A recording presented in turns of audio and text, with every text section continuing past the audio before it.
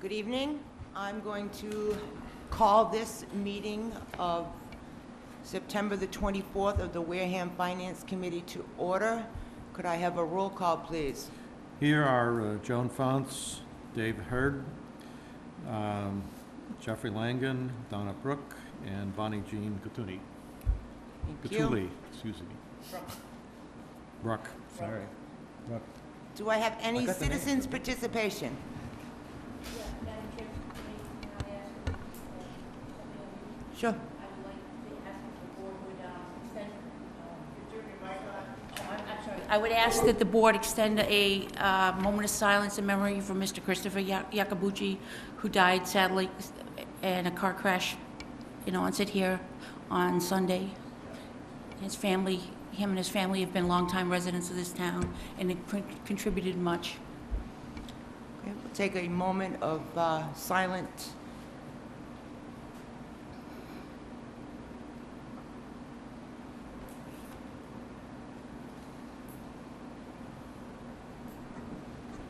I thank you all. Thank you. Town Administrator's report.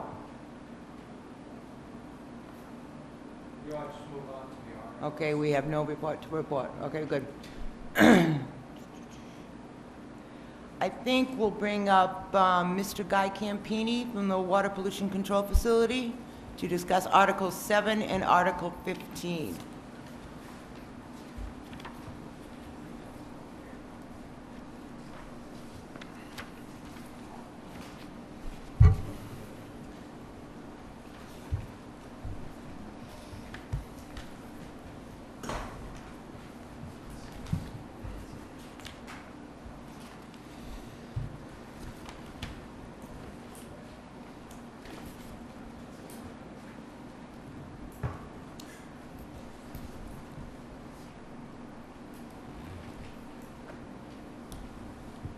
Good evening, sir.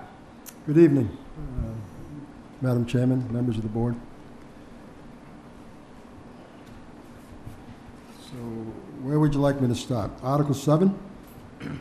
Yes, we have Article 7 here is to see if the town will vote to raise and appropriate, transfer, or borrow a sum of money to rehabilitate the sewer system of Swift's Beach area or take any other action relative thereto. Okay. Swiss Beach is a waterfront community in Wareham. I'm sure you're all aware of it. And as you drive throughout Swiss Beach, you will see or experience many dips and valleys in the roads. If any of you have been out there recently, you will see that there's a lot of issues with the roadways in Swiss Beach. I bring your attention to 2012, I think in May, when we actually had a section of road on Wankiko disappear. It separated, approximately a 15-foot by 10-foot area.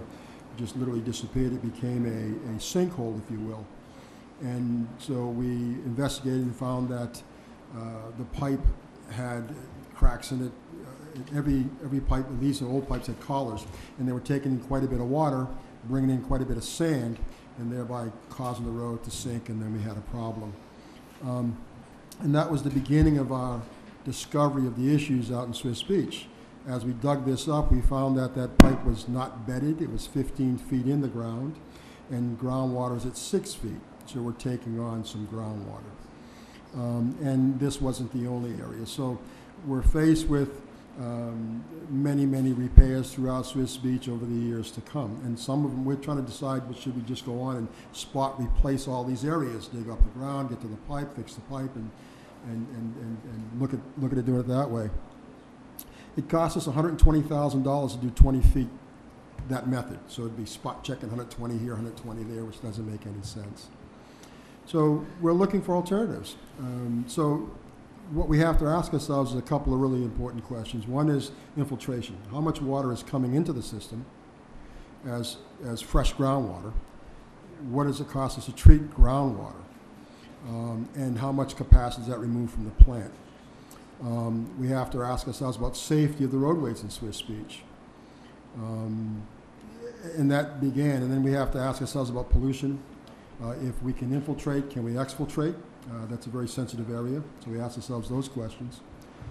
And so in talking to the sewer commissioner, we decided the best thing to do is to do something on a permanent basis and replace pipe. So we looked at digging everything up, and it gets to be quite expensive.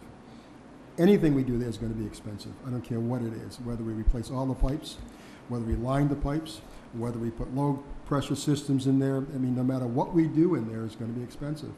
So we're at the point of trying to decide on actually what to do. So we got some estimates on different things. I can share that with you, just to give you folks some ideas of what we're looking at and when we come up with our rough ideas. So, and I only have 3 of these packets on it, so you can take them with you. There's some videos in it. You can take the videos, and it can show you how we reline the pipes. So just some technology stuff. You guys can do that. I've got more. If somebody's really interested, I can get you more. And this is the A1 system that we're discussing. And this is when we come up with our numbers for some repairs. And we're looking at other technology too. It doesn't stop. It doesn't stop at these particular technologies. But we're trying to come up with some really good answers. And we're trying to make some repairs that are permanent. You don't want to just keep piecemealing it because it's not the right way to go.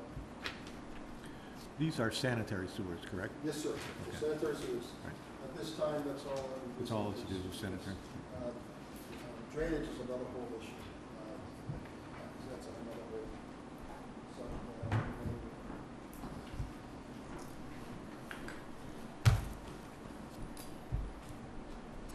So that's where we, just because the figures that you see or you've heard about, this is where we derived them from. And these are they're already proven technology to rid ourselves of the problem. And what we're looking at, solutions that will attack 100% of the infiltration. And there's other technology out there that'll do 50, 60% of infiltration and not less money. So it almost doesn't make any sense to do something that's going to get us less than we need to be. It just doesn't make any sense. So if we're going to do something, we should do something all the way. And I do want to point out these solutions are 20, 30, 40, 50-year fixes, opposed to a temporary fix and doing this all the time. So we're trying to figure out the best way to go about it in the long term. Another note is infiltration. Infiltration is something that we're trying to quantify now. Next week, we're going to put 4 actual flow meters strategically throughout Swiss Beach. And we're going to get some hard numbers day and night, 24 hours a day. We've done some calculations roughly, and we can figure out 50 to 60,000 gallons per day of I&I crudely by taking overall water use to the area and then overall removal of the area through our pumping system. And that's very crude because everything's averaged. And we also didn't factor in, I can show you, that when you do the wet seasons, those numbers are astronomical. And so we're taking the dry season and the wet season and we're saying approximately 50 to 60, maybe even 70,000 gallons per day, and that's crudely. So that becomes an issue. A, it's a cost to treat it, and B, we all know that water is a precious commodity. And here we are just pouring into a system that doesn't make any sense. And that going to lead to more impacted roads. So that's generally where we're coming from in this whole issue as we discussed with the sewer commissioners. So they had decided to bring this forward, and I support that 100%. I think something has to be done. We haven't given up researching, we haven't given up looking at different alternatives because we want to do something that's going to be, in the long term, beneficial to everybody, as least expensive as we possibly can, because again, let's face it, it's money and it impacts individuals. So we're taking our time, doing a lot of research, but we need to move forward, and sooner than later. So I believe that's the impetus for the article, and we'd like to get the permission from the town of Wareham to start this task and continue on. Madam Chair. Go ahead, Donna. How much are you looking for to put on the warrant? How much money? I believe it was $20 million. So that's what's going to be showing up to the taxpayers, $20 million. I believe so, yes, ma'am. No, I think we need to clarify. That's what's being showing up to the sewer users, correct? Absolutely, it's not the taxpayer. None of this is going to be funded by the taxpayer. Oh, It'll be the funded sewer by sewer users. users, yes, ma'am. It's an enterprise, so anything we do in enterprise is paid for by the sewer users, to my understanding. If it's going to be spread over the town, let me know. That'd be a blessing to the sewer users, and that hasn't been presented to me that way. As I understand it, Can't be. this is an enterprise project to be funded by the enterprise. That's how I understand it. Yes, ma'am. And if that's different, you can address it with the sewer commissioners, but that's to my understanding. So, It's so an you're gonna- enterprise to be funded by the enterprise. So the folks that paid the betterment 30 years ago, in the 70s, 40 years ago, they're going to be going back and looking for another betterment? No, but we don't plan to better it. We're just going to borrow the money, and it'll go against all the borrowing we do. Like for the treatment plant, the $23 million, all the users are paying for it. Any pump station rehab, all the users are paying for it. So it'd be the same concept. It'd be an improvement to the sewer system that we all benefit, because everybody pays electrical bills. Everybody pays the cost of treating that water. So everybody shares the cost of getting rid of it and making it better. So everyone, meaning all sewer users, are going to have to pay for Swiss Beach, or just the Swiss Beach people, is what I'm trying to clarify? All the sewer users. It'll be a sewer Okay. project. It won't be a Swiss Beach project, because Swiss Beach is part of Wareham. When we go to Onset, it'll be a project for everybody. When we go to other parts of Onset, it'll be for everybody. When we go to any area, we're going to go to Briar, we got issues there. All those areas are sponsored by the sewer department, which is the enterprise, which is all users. And that's how we'll treat everything. So let me just clarify, I'm pretty sure I understand this, and correct me, Derek, if I get this wrong. This we'll be borrowing for this $20 million project, and we will be paying back the debt, which will be assessed to every EDU in the town. It's the Correct. same Yeah. as we did with the plan improvement. Right. Correct. When the loan comes due, we have to start paying it back, Correct. and that will be figured into our sewer rates, Correct. correct? Correct. Thank you. Along those same, Madam Chairman, if I could Go ahead. ask a question. The town of Chatham, when they did their whole sewer system, had a zero interest loan to do their entire system. Is this a project that's eligible for something like that? That's a good question, and I believe so. There are programs available. Anytime you're mitigating nitrogen to the bay, there are 0% loans available. Now, of course, they come with some caveats that you must fulfill, but I don't think there's anything out of the ordinary. And so we are going to approach that because it makes sense to do 0%. Yeah. It's available. Also, through SRF funding, not only are eligible for 0%, we are a community of lower income, and we also are able to apply for some what they call grants, EJM grants. So that may be available to us also. Also, we're looking at HUD. HUD has many grants and lower interest loans because of capacity. So we're looking at them because of size of the sewer. We're trying to get it for the sewer, not the town of Wareham, just eliminate to the sewer. So we're looking at that also. So it would behoove us to look at all our options and figure out which is going to be more beneficial for the ratepayers. Are there other projects on your to-do list that if you were able to get them bonded at a good interest rate financially, that you would want to put in there, thinking that, excuse me, Tom's not here, thinking about the fact that there are probably other parts of your infrastructure that are close to this, or maybe new parts, assuming the sewage capacity, treatment capacity is there, that would benefit the town if they were sewered. I can think of some areas where we might attract more dense either dwellings, apartment buildings, or things like that, or industry, that if they were sewered would be a positive thing. I mean, there's an opportunity. No one likes to borrow money, but if you got it, and it may be that it has to be a separate project. Derek could probably lecture me on. But we are mixing looking at that. You know, that's a valid point, and I appreciate that. There's a lot that we have to do. We're in the middle of a capital improvement plan. Engineering firm down the Cape is doing this for us, and that's exactly what we're talking about. All the projects in Wareham, all the extensions that we'd like to do, the cost of them, and also prioritizing them.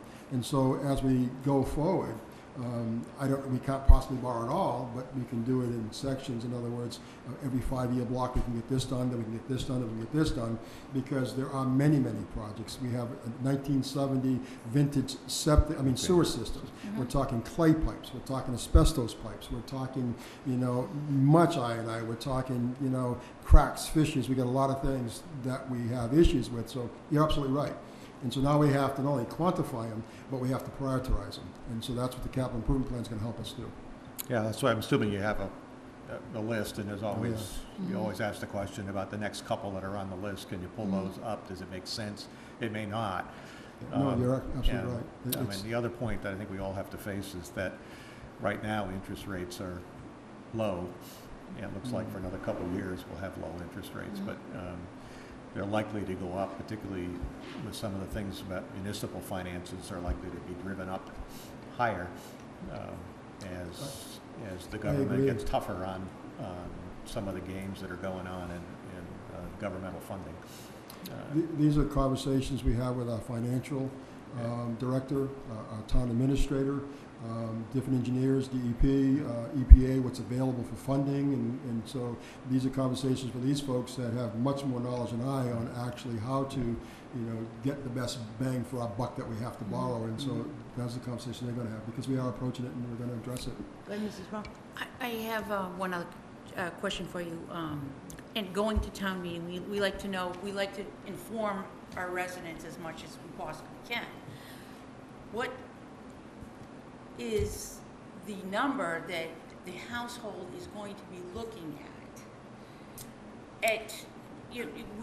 I think it's important that we need to know Well, that that's that. before grants. No, I it's want to know. You're right, it's a division. We estimate $120 per home, per ratepayer. That's a rough estimate based on the Okay. 20 million divided by, that's So simple. that's 120, probably at the worst case scenario, barring any grants or anything like that. Absolutely, and then we work our way down, and so Exactly. You're talking that's what per we're trying to do. And You're talking per EDU? No, per household. per household, so the total bill. I'm So- not talking. Yeah, it's an EDU, you're Per talking. EDU, I'm talking, this is, we're gonna spread this across businesses, et cetera, Yes, that are I- paying 7, 8, and 9 EDUs. Yes.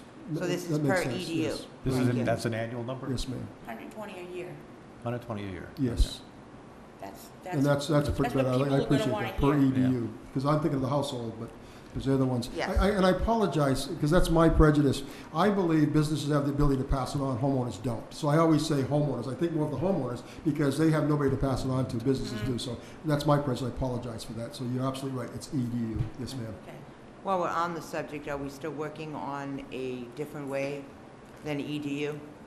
Yes, that's moving forward. That's still moving That's forward? moving forward. Right now, we're in implementation. They're looking at different ways to implement it and present that to the sewer commissioners, and they can decide where they really want to go. But give them all the answers, all the ammunition they need to make a final decision. But yes, ma'am, we are doing that. Okay. I think they said they're not going to make a decision for another year and change it. I can't Is that speak what I for heard? them. Go ahead, I Mr. can't President. speak for them. I know they want to get it done as soon as they can, and but I can't speak for them at all. I'll let You're, Mr. Hurd answer. Guy, you're, I'm gonna let Mr. Hurd ask his question. all right, thank you. You mentioned that there are several different approaches to this right now, and you've also hired an engineering firm to do a capital improvement program, and this is Yes. part of the capital improvement program. So, a couple of things. What is the timing involved in getting started? If you haven't finished the program, do you really know when to get started? That's a good question. To start this project, Swiss Beach, it begins with a lot of engineering and research, so that's the starting point, and so that has to be funded. So you'd After have, that's all done, which takes quite a while, we're thinking realistically, year, 18 months down the road, before we have some real hard answers after all this, and then from there you start your actual implementation. So, but you need funds to start, and so I think they're looking to appropriate the funds so we can work out of them to do what we have to do. I don't see us shoveling the ground the day after town meeting. I don't see us doing anything rapidly. no, so what we're looking at is we're looking at a phased-in project Yes. and phased-in funding also. You're not Yes. asking for $20 million at the end of this year. You're looking at a project that is estimated to cost To cost somewhere 20. around $120 million. Yes, sir. That's going to be done over a 4-year period, 3-year It's- period? Yeah, absolutely. 3 to 4 years would be realistic. To do anything sooner, that would be, I think we'd be pushing it. So to take all of that to get to where we need to get, yes, sir. And maybe longer. It's going to take some time. And so what are we looking to, in Article 7, what exactly are we looking to approve at town meeting? I think they're looking to appropriate a specific amount of dollars, funds, to do this project as we go along and do it in phase engineering and whatever may have to happen. So I think it's an overall cost, and I believe we're taking the worst-case scenario of all the estimates that we have now, and that's what we're asking for. And then I think we're just going to start working at it. It would be engineering, research, all the other different things, and then set up a timetable and then go forward. And I don't think they're going to bond the whole $20 million. But again, to be perfectly honest with you, that's a decision that the financial director, the town administrator, and those powers to be would make.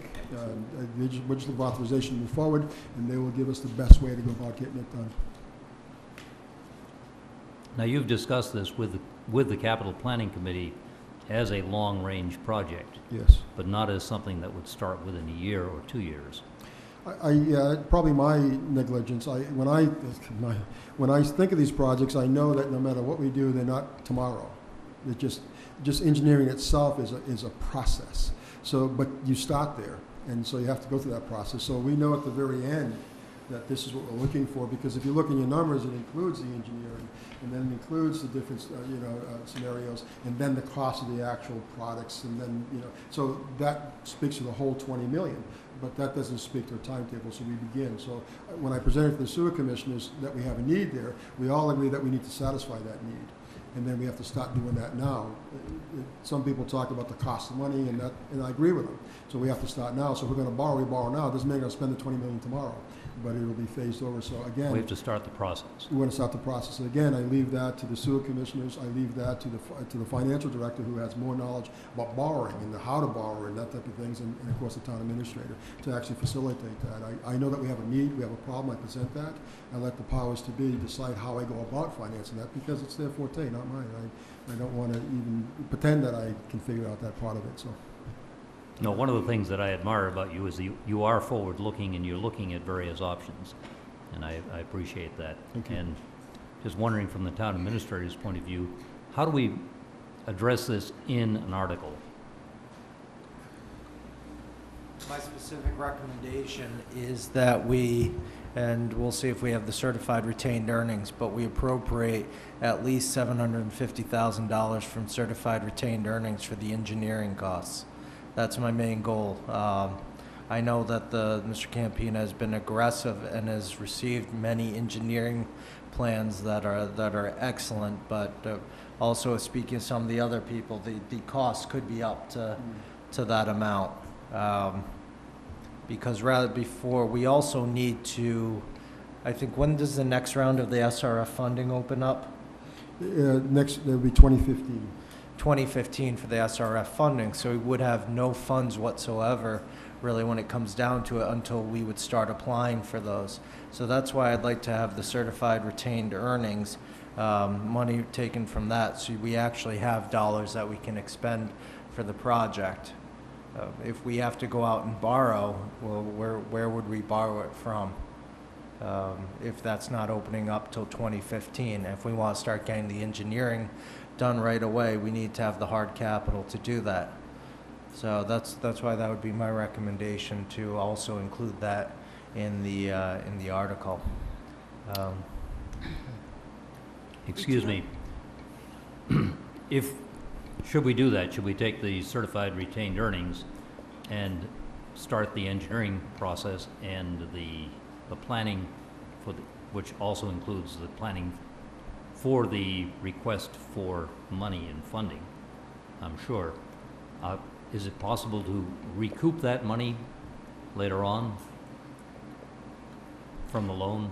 You could actually put it in the loan later on and have those monies come back. If it's a low interest loan, maybe you'd want to do that. So we need to look at what our balances are and all the funds. If there's any way that we do have some surplus funds to actually mitigate what the cost is to the EDU or the ratepayers, I would recommend that we do some of that, but not expend obviously all of that, because there's going to be future projects and we'll always need a fund to have set aside. Exactly. So Did you have a statement or comment to make? well, there'd been the request about the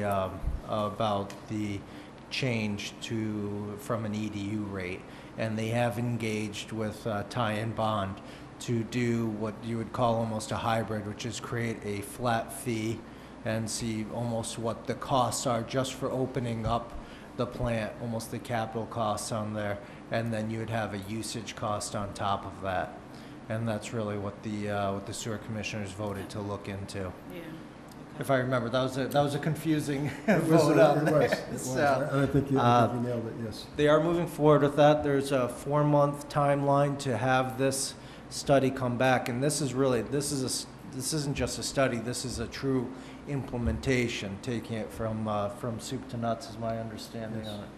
So that's and that's what we're gonna have to look at. So It's an interesting concept because people forget that even if you're a summer user, we still need to have the availability to take your capacity when you're there. So it doesn't mean that our plant suddenly expands during the summer and our costs start then. We have those costs all year round. So. Now, as far as a dollar figure, we're talking about, taking some from retained earnings, et cetera, but as far as this going to the town meeting, what sort of dollar figure are you looking at here? A $20 million project? You'd have to request up to 20 million. There's going to be, the wording of this article is going to have to be gone over with a fine-tooth comb, with legal, with the DOR, with everyone. I understand the concept of this is to go forward. Realistically, my main goal, as I've said, is the approximately the 750,000. Have that set aside for the engineering, and then you can sort of take the next steps from there. I don't know how receptive the town will be to saying to them $20 million right now, but it's how we're going to have to look at it. What we're really looking for at this point is phase one funding for the engineering and the preparation of the documents for the funding requests. That's fair. Correct, and that's why we would want to have enough out there. I know, 750,000 is going to sound like an astronomical sum, but with engineering from every cost, that can be eaten up real quick on a project of this size. Absolutely. I think for, what is it, usually about anywhere from 3 to 4% of the total project cost Is engineering, yeah, so. Okay. very easily. Yes. I think what you said, Derek, is absolutely correct. We've got to be very careful with the wording, but we should put something together that simplifies and really, really explains this to the folks and the need for this. And I'm sure you're going to be following these other 30-year projects. I mean, this Main Street area, this is over 30 years too. If Swift Speech is starting to go, it kind of makes you wonder. It's going to be interesting because a lot of people are going to say, well, why aren't you bettering the properties? Exactly. Well, on a simple fact, the properties were already better. They received their betterment, and that's what they paid for. Now this is maintenance, and as the functional life of these pipes and the areas they're in, especially if the groundwater are going away, we need to pay to repair that, and that's the obligation of the sewer plant as a whole. And so that's why it would be the ratepayers covering the costs. Well, I think your presentation had a lot of the key issues. I'm sorry for that. That's okay. Go ahead. You've got the right stuff in there. I think that should be captured in here as to, yes, but it is a betterment because you're using far better materials that are going to last a lot longer. We're not going to have to do this again, and there are cheaper ways that you could take a shortcut.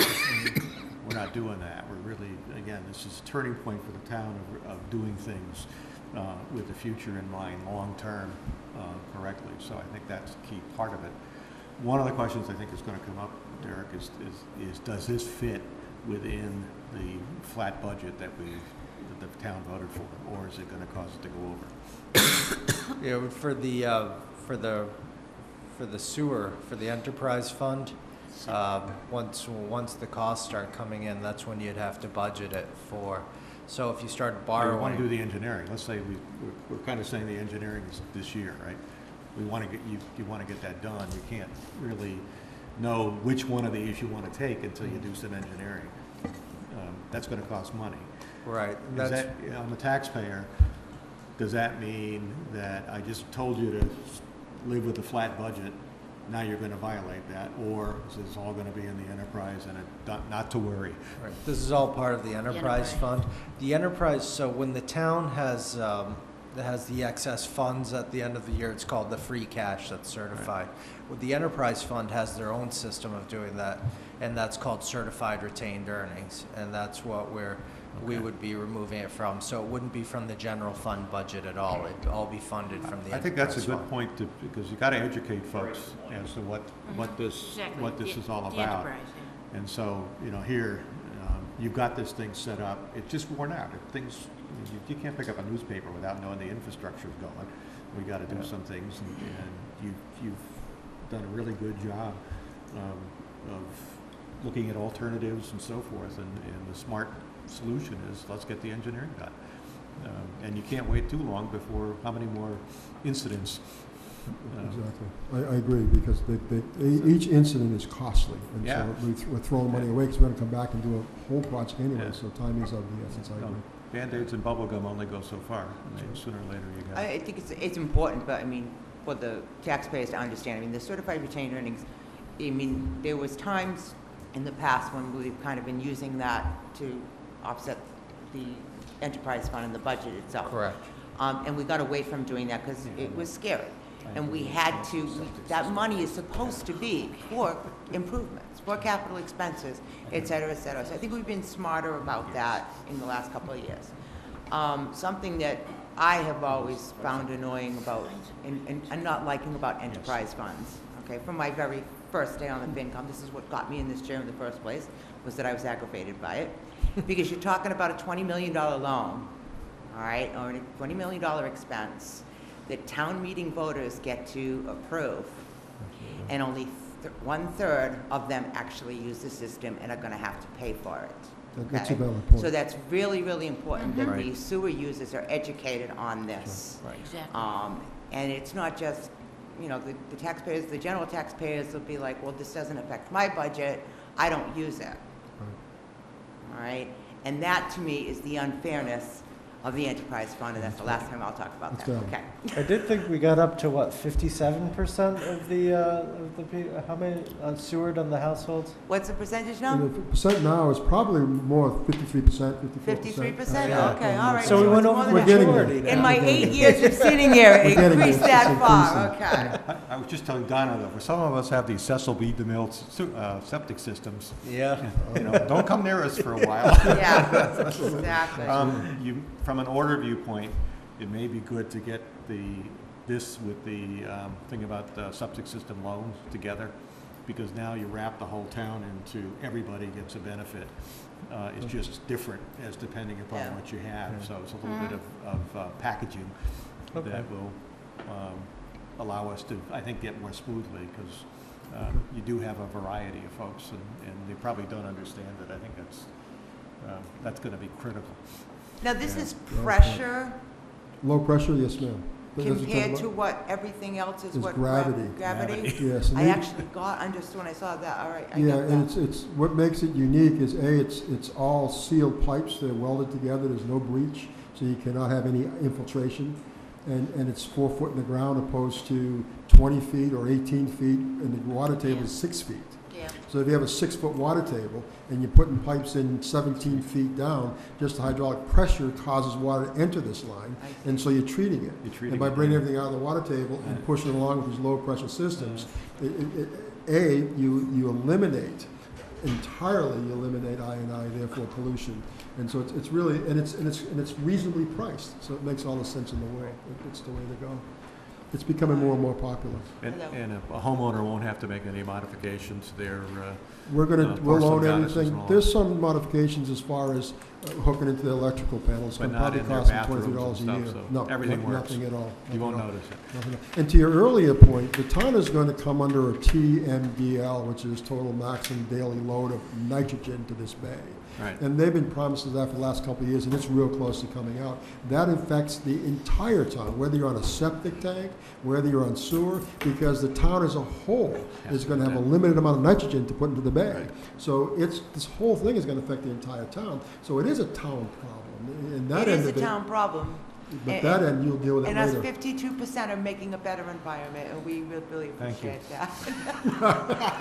And I'm glad we talked about this before Dom got here. Thank you, Because because we're about to I tell wish I Dominic wasn't late. the $20 million Wish I wasn't late. expense. Dominic's gonna lose a few Okay. more hairs up Yeah, there. absolutely. That's- Next week, I'm bringing pictures of my septic system. You won't believe it. All right, so this some is beautiful not ones. going to affect the tax rate at all. We're not exceeding we're not asking for an override, we're not asking for any additional monies that were not authorized in the original town meeting last spring. No. This is all coming from the enterprise fund. That's good, okay. Yes. All right. Yeah. I think that's important That that is- people understand. We're not subverting the system. We're not trying to subvert the system. We're trying to do Right, good for the town and something that right. has to be done. Correct. And in Absolutely. effect, doing this will reduce the loads. You said we're looking at 50 to 60,000 gallons a day infiltration, Yeah, at Which least is it's a- very minimum. which is a huge Yeah. amount It's That's, huge. that's a lot, yeah. for Yes, it the, is. the system to process every day. Yes, it is. So that will reduce the cost of processing also. Absolutely. All right, we need to come up with some wording that we can vote on, but from what I hear tonight, it sounds like it's something that we really should go ahead with. I'd agree. I say that it's a matter of packaging it right now and being, worrying about the whole town, how we, Yeah, I how don't we think get the message we, out. I don't know that we'll take a vote until we see what your wording is going to be. Yeah. I think we'll hold off on that. Are we satisfied with that? Can we go on to Article 15? Are we good? Robotic closed caption TV system. You know, I have to apologize. I have a video I meant to bring because it speaks for itself. It truly does, and I apologize. I ran out of time, and I kind of kicked myself on the way over here. But I'll give you a picture, what it looks like.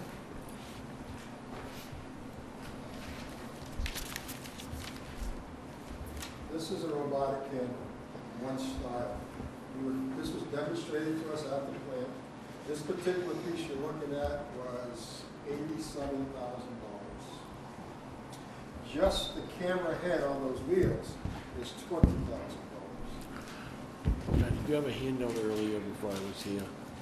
Did you give a Yes, hand? If I yes. could get one, I'm sorry, I was late. I think there was a. If we have an extra one, I I'll think they take said it. we let people get. Don't get them, I know, all right. Thank you, Guy. This is the guy that first gave us the first one, $82,000 the first demo. Yeah, it's in- Hey, you get $1,000 credit. Yes, yes, yes, yeah, it's absolutely. right here. So, what this unit does is it allows us to go places that we just can't go.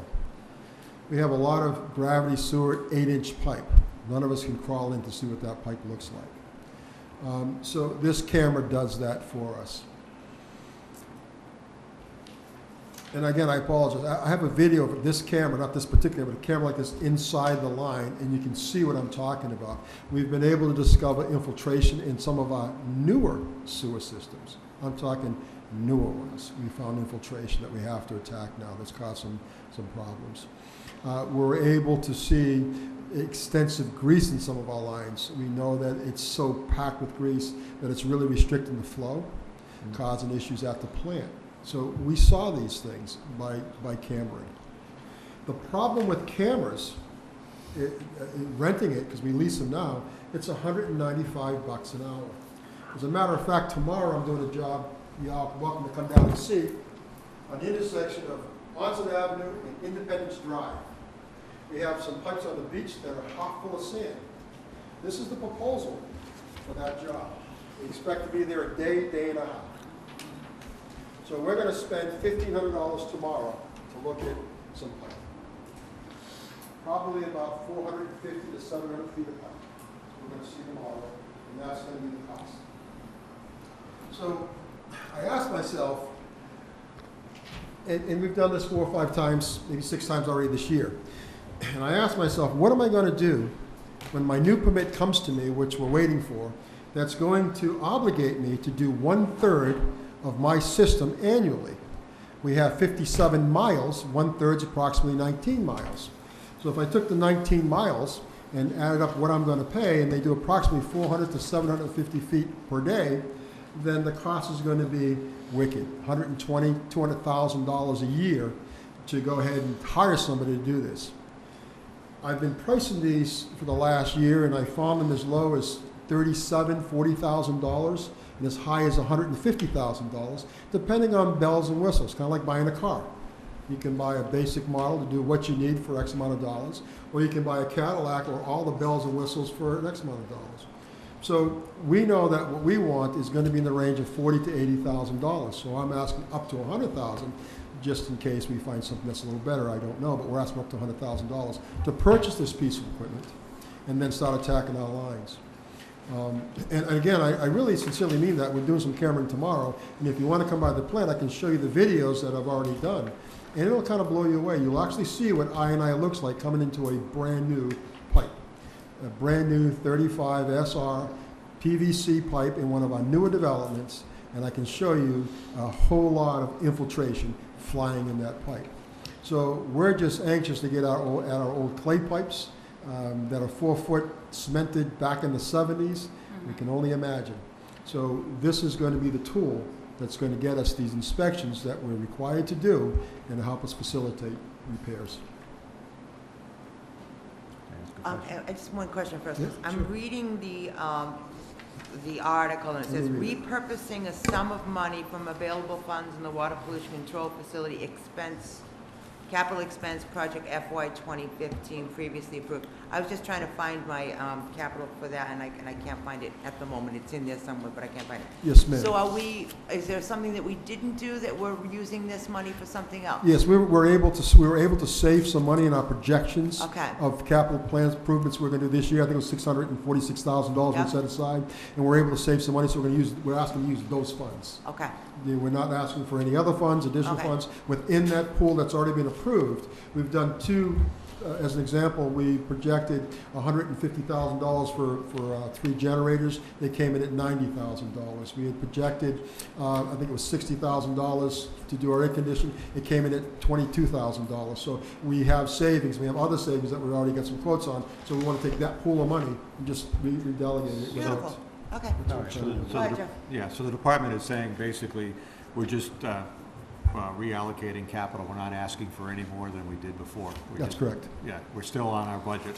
Yes, that sir. we- that we- Absolutely. Absolutely. Good. What's the payback of this? If I were to be the average citizen saying, okay, you know, Well, when does it pay for itself? How many years? I would say less than a year, only because if I do the third of my pipe that I'm supposed to do for due diligence, that's going to be in the excess of $125,000 per year to do.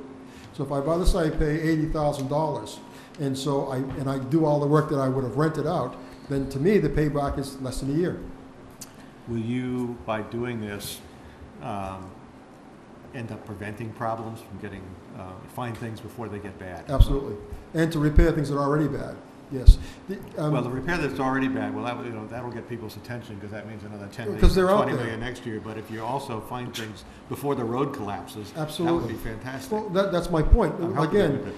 we went to a new development, we had a block, that's the reason why we're there. We freed the block, we found some stones, some sand, we're curious. We send a camera in there, and we find all these leaks. Now, we would have never suspected those leaks because the system's too new, but they're there. And so by doing, and that's why the EPA through the new, it's the Capacity Management Operational Maintenance Program, the CMOM, that you hear so much about, they're saying, no, you will camera 1/3 of your infrastructure annually. Because we know these problems are out there, and if you find them, then you can make plans to correct them before they become big problems. And so we have to do that. And so when I look at leasing equipment to do that, I'm looking at $125 to $150 to even more to rent equipment to do that. Makes no sense to me. We can purchase it, and we have the funds available. Let's purchase it and do our work, and we'll save all the lease money. So that's how I look at it.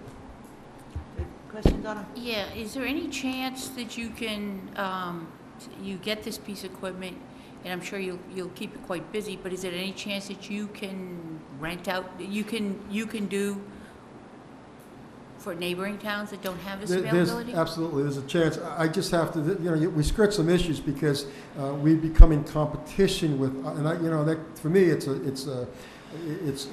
dangerous grounds. But absolutely, to answer your question, absolutely, I would be entrepreneur enough to say yes and put a sign out there. We'll do your cameraing. We have the personnel to do that. We have trained personnel. We send 2 people to school, PCAP certified, to run this camera, because it also comes with programming to do the, and so yes, we have the ability to not only camera and find problems, but we can write it up, and you can use that paperwork to apply for an SRF fund, recognized by the DEP of Massachusetts. So we have those personnel. We paid last year to send the guys to school to do that. So we could, anybody, we could do camera inspection for anybody, any community, we really could. But we try, and again, it's that old conversation between private and public. You know, I'm of the belief that public has a lot of availability and tools. We can do some private work, but in the enterprise, we probably have more of an opportunity than municipal government. However, there's some lines that, and to give you a rough example, we grew pumpkins this year because we had some really good soil, and we grew squash and other things. And I had a plan, so I'm just gonna grow a ton of pumpkins and give them all to the kids. Well, the guys that sell pumpkins, are they going to say, great idea, we won't sell any pumpkins this year, you just give them all away. So those are the kind of issues that we really have to be concerned about in this, because we can be more competitive. So yes, to your question, but will we do it?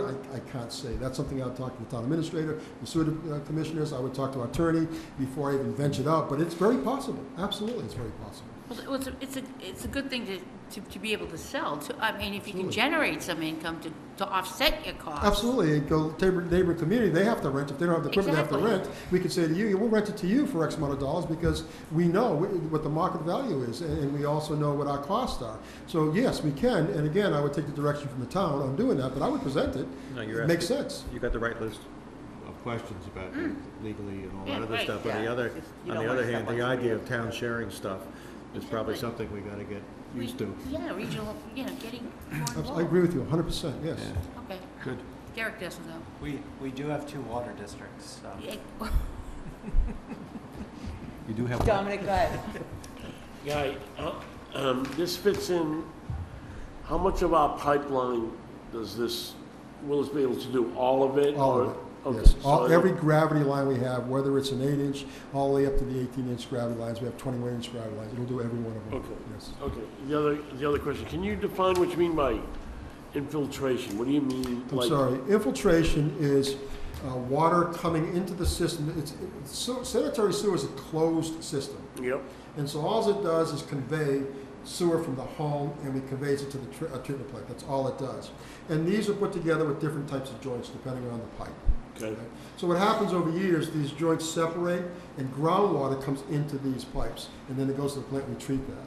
Some of the old pipes had collars, the collars separate, and you get 2 areas where water can come in, and clay. So there's a lot of different pipes. So the water's coming, the groundwater's coming in, drinking water. okay. And then also sewage is leaking out, correct? What is more of a problem, that's, coming in or going out? Nobody talks about exfiltration. I'm going to be very blunt with you. I found a couple papers, I've talked to the EPA, and no one will acknowledge, even though the government says by TR 16 regulations of building sewer that you need to plan for a certain amount of infiltration, no one talks about exfiltration because the theory is as long as you're in the invert, it can't exfiltrate. Well, we don't know about that, and we're still out to lunch on that. So we'll prevent it. If there is exfiltration, we're going to prevent it. But the bottom line is all we can talk about is infiltration, because that we can quantify. So we can quantify infiltration, that's what we go after. So that's what infiltration is. Inflow is any other water that comes in through the covers or any other way, off roof drains. Sump pumps are inflow. We've got sump pumps in these low areas. What happens is you got a basement, and you've got water, and you want to get rid of it. Where's the best way? You put it on your lawn. Oh, the lawn's bad. You come back to my home, hit it to the sewer, and we know we have tons of that. So that would be inflow, and so that's what we're after. Okay, thank you. Isn't that illegal? It's very illegal, but it's, absolutely. Any other questions? So a dollar figure we're asking for is $100,000. Yeah, up to correct? 100,000. Up to I don't want to spend, but $100,000. up to 100, yes, ma'am. Okay. And again, this is something that is going to be funded by your department. Yes, it is. Out of the sir. enterprise fund. Yes, it is. Again, there's no impact on the taxes. No, sir. No. No. Thank you. And it's using money that has already been approved for capital purposes. Correct. Correct. So it's excess capital. If Guy comes near the general fund, we have a special hose to spray him back with. We won't ask where now. Where's it coming from? Is the committee satisfied with the explanations? I am. Okay. I thank you, Mr. Campini. I will look at this video. What is this, a CD in there? That video is about, These? no, that video is about the technology. The technology. Oh, I I have know. videos on the camera, and Oh, those- yeah, that's yeah. impressive, but the video is on We technology. can share these little Really? booklets and we'll return them to you. Yes, I have more if you need them, but Yeah. you can share, but I do have more, but I have all of these on that technology. There's other technology I'll share as we go. It's really interesting. I'm really, trenchless is really amazing.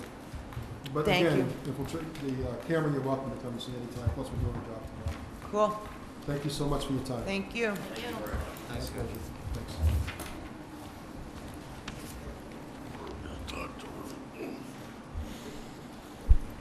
Let's see, I'm going to ask, even though he wasn't technically on our agenda under any other town meeting articles, I'm going to ask Mr. Buckminster, the harbor master, to come up. Wasn't sure he could attend, but it looks like he made it. That's okay. To address Article 18, Kelly sent all of you the list of requests of what the harbor master was looking for. Do you all have that? Did you? Did you bring in the package today? No, she emailed you the I don't have one. explanations? Yeah. Okay. You don't have any extras of those, do you? Do you? No. If you have one, I can make copies. Thanks, thank you. Thank you. I printed mine out. People have been rolling, sticking their nose where they shouldn't.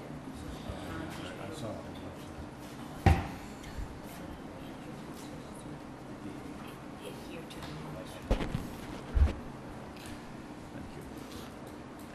Derek's doing that.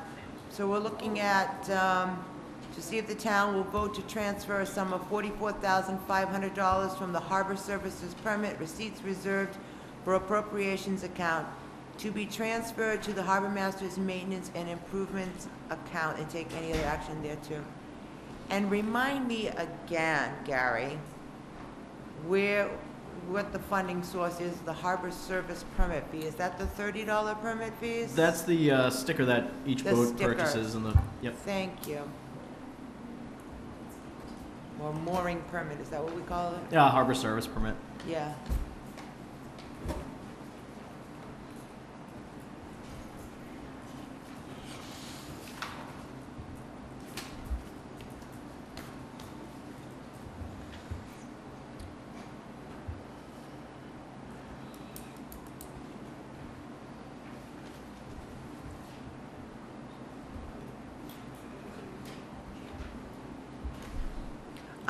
Well, Derek went to make some copies. Explanation, request is allowed our department to fund the following projects as needed. Repairs and maintenance to markers, moorings, docks, piers, and public access areas. Patrol boat dockage, equipment maintenance and repairs, safety equipment. I'll let you go into detail after I read this. Some budget replacements due to the Cape Cod Canal celebration. Engineering and professional services. And printing and mailing. Now, I had originally had a copy of this that actually had numbers in it. Now, what happened to that? Let me look for that. Oh, thank you. Thank you. Good, You're the man. thank you. Oh, there's the numbers. Thank you.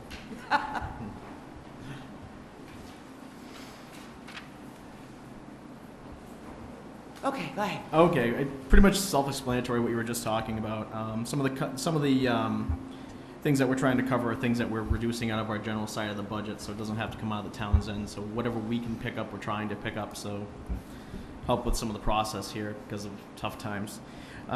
We're obviously moving in a direction of getting up with the times of mooring field management, and our public access areas are deteriorating, and infrastructure is in rough condition. The kickoff of the mooring stuff was basically us getting that $155,000 from Massport to start doing environmentally friendly moorings. That is also working with the Army Corps of Engineers. They're going to start putting requirements in place in areas that have dense eelgrass, which people are going to have to start being required to file an Army Corps of Engineers permit. There's a lot of things going on. So what we're trying to do is start gridding the harbors, start moving the real dense mooring fields around, organize them so maybe we can get some of those moorings out of those areas and try and not have to allow people to get tied into going through all these federal permit processes. I was just in a webinar today listening to the whole thing, and it's just another big hurdle that all of us are going to have to jump through to have a boat. So we're looking at gridding. We're looking at maintaining our navigational aids. We do mark rocks, we mark speed zones, we mark channels, swim areas. So we try to maintain all the navigational aids that we do put out for the boaters. Town moorings, obviously, we have to make sure we keep everything up to date, everything's in good condition, making sure the lines aren't. We have so many people using our stuff that if there's some damages, we have to replace and fix it. Luckily, this year we've been able to replace our town transient moorings through last town meeting with the new environmental moorings. So we actually have 5 of these new, they're like enormous bungee cords out there now. So there's no disruption to the bottom, but that's what we're looking to, keep up and maintain with. Patrol boat dockage, self-explanatory. We pulled 2 of our boats out of one marina already, and that saved us about $7,000 a year in boat rental slip charges. Unfortunately, I don't have that same ability in Wareham. We just don't have a secure location where we can keep our equipment that, under the watchful eye of either a camera system or security or anything for that, lighting. It's just, the pier, we have that option, and Wareham side we don't. So we have to utilize a marina for the 2 boats that we keep there. Maintenance, upkeep, boats are expensive. We try to make sure that our life jackets, our winter safety equipment, everything is in good operating condition. Tow lines, anything that can cause any kind of problems. When you're on a boat, you're out there by yourself. You can't run away, you can't get out of it. You're stuck on a boat, and so we want to make sure that we have no issues and we met all the requirements. The budget replacement is because of the Cape Cod Canal celebration. Our neighboring towns did put money away to cover the expenses of details, fire, police, EMS, all the stuff that took place, and unfortunately Wareham was right in the mix of everything, and a lot of it trickled into our town where we had to, police presence was key for the fireworks and the marine-related events, and working with Chief Walsh, we came up with the conclusion that we were able to cover these expenses under the state guidelines to cover the expenses that he endured with all the overtime of having to bring police officers in and handle the crowds. And we had 3 or 4 boats out of the location because of the whole logistics and command system that was set up through it. So it hit us all in the pocket. So we're going to try and cover that so it doesn't take away from his budget, and it helps us pad what was taken out of ours to operate that event that wasn't really, it was planned for, but not financially planned for. Engineering professional services, we're looking to update our harbor management system, which maintains all the moorings. We're looking to go to a web-based program, so we obviously have to go to we have to purchase software, and there's a maintenance fee that comes along with it, but it's, the one we found is actually a very reasonable operation. We're able to set it up to however we want it to be. We can actually eliminate some of the paper by allowing mooring inspectors now. They can actually sign on with their own screen name, and they can update all their mooring information online. We can load photos of boats into it so we know what the boat is that's supposed to be on the mooring, or if it's stolen or reported missing, we have it automatically, what we're looking for. So, and we can change the program for anything we want. The guy, he's done work with the town in the past, and he's now starting to come back in from the past few years, and he's got a nice program. We were able to sit with him and go through it. Part of the mooring management also is grid. We have a couple interns in town that are doing the GIS program, and we're able to utilize his services, and it was cheaper than getting an engineering company to come in to do it. So for us to purchase the tool that we can use to grid this area is going to be cheaper than having to hire a company to come in and grid the town, which is going to cost $50,000, $60,000, $70,000. We can do it in-house with a $8,000 or $10,000 machine, which pinpoints the exact locations, water depths, everything. So last is printing mailing supplies. We mail out the harbor service permits. We take care of the expenses of the mailings and late fee renewals and all that stuff. So that just pretty much self-explanatory. Go ahead, Dominic. What, do you know the balance of the account? 156,000. 156, and you're gonna take 44.5 out? Correct. Okay, is there, the account you're putting the 44.5 in, the balance of that account now? I'm sorry? The balance of the account you're putting the funds into? It would be zero, it's a It's transfer. zero right Yep. now? Good, thank you. That's all. This would have no impact on the taxpayer for this year? You're just moving money? I'm sorry, I can. This is money that's already in the budget? This is and- already- and we have You're money, also yep. generating income, We are generating, yes. so you have an opportunity then to. Yeah, move we it. actually increased our revenues by 40,000 anyway this year. Thank you. So, Yeah, Well, we we're trying- applaud you on that, whenever Just we as hear an it. explanation for Mr. Langen, there are two, and I'm never going to get it right. What I asked Mr. Buckminster about how there are two accounts that he has that only his department can use, okay? And one of them is the mooring permits, okay? So that's what this one is, the permits, receipts, reserved for appropriation. And what is Correct. the other one? There's a waterways account and a harbor service permit, The harbor- yeah. receipts reserved for appropriations account. They're under chapter 9110A and chapter 45G. Yeah. So that, unfortunately, it's funding that is locked down because of specific state law, not anything else. So we can't go buy police cars. We can't go go to maintenance and buy plow trucks. We can't do anything with it. So it has to. It's water based, basically. So in Shellfish. essence, Yeah, I mean, we this- can't even do anything with shellfish on it. It's strictly public access, law enforcement, things like that pertaining to the waterways. Update of public access areas, so. Is And this if you funds thought I that would was- go to the general fund, that No. we're not gonna see the general fund? No. Or this is all within No, your we've got a department? watchdog here. Right. Yeah, if you thought I was bad with Mr. Campina, Gary has a service weapon that he holds me off with.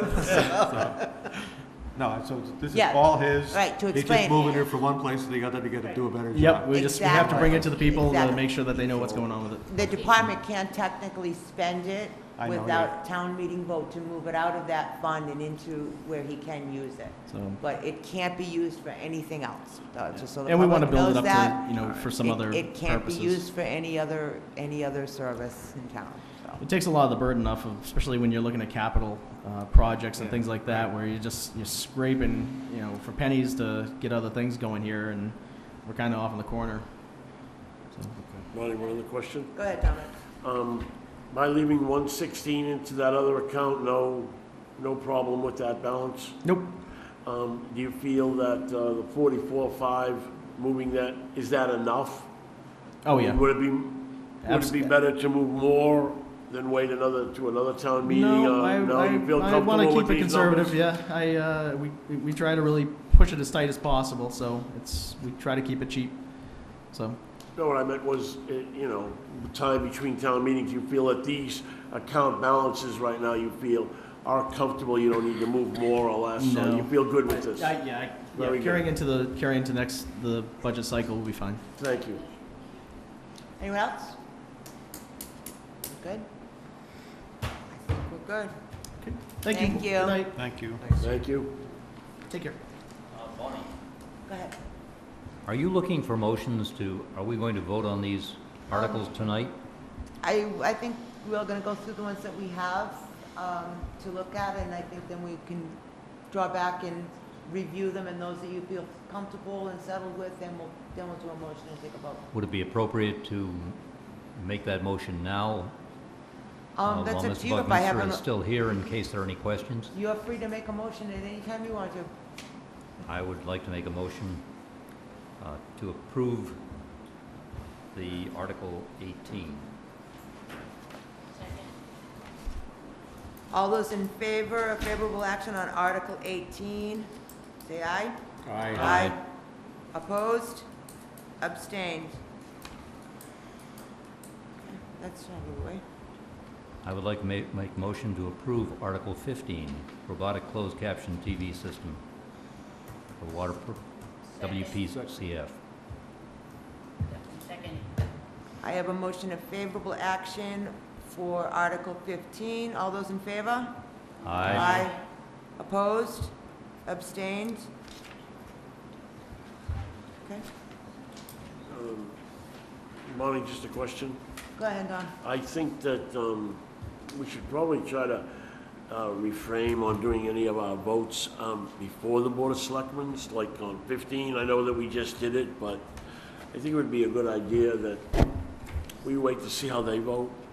I'm not really You don't have a problem concerned, with I'm that? not concerned with that, because they've picked a few that I'm gonna ask, Derek about as I go along here, after I read the newspaper, that I want to reiterate that we already discussed last week. So I'm not worried about making our votes after them or before them Okay, or whatever.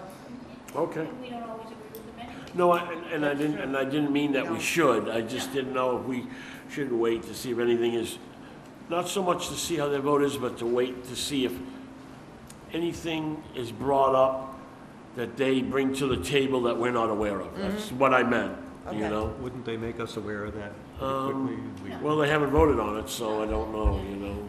Just a thought. That's a good thought. Very good. Okay. I am under any other town meeting articles. I am going to invite, and I know I forgot your name.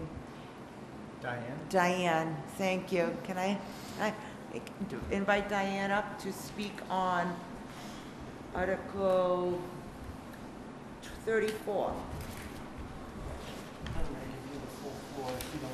Thank you. Good evening. Good evening. Thank you so much for fitting me in tonight. It was kind of late notice, but I appreciate your time. My name is Diane Murphy, and I'm a trustee for the Beaver Meadows Homeowners Association, one of 3 trustees. And our homeowners association petitioned the town to accept Lynn Road and Bishant Way as town ways. We're a clustered development with 2 cul-de-sacs. We're a diverse neighborhood, very cohesive neighborhood with neighbors helping neighbors. We all work together to keep the neighborhood clean and neat, and we watch out for each other's children. We have town sewerage, we have mail delivered to the houses, the school buses pick up the kids in the neighborhood. We're all voters and registered voters and good citizens of the town.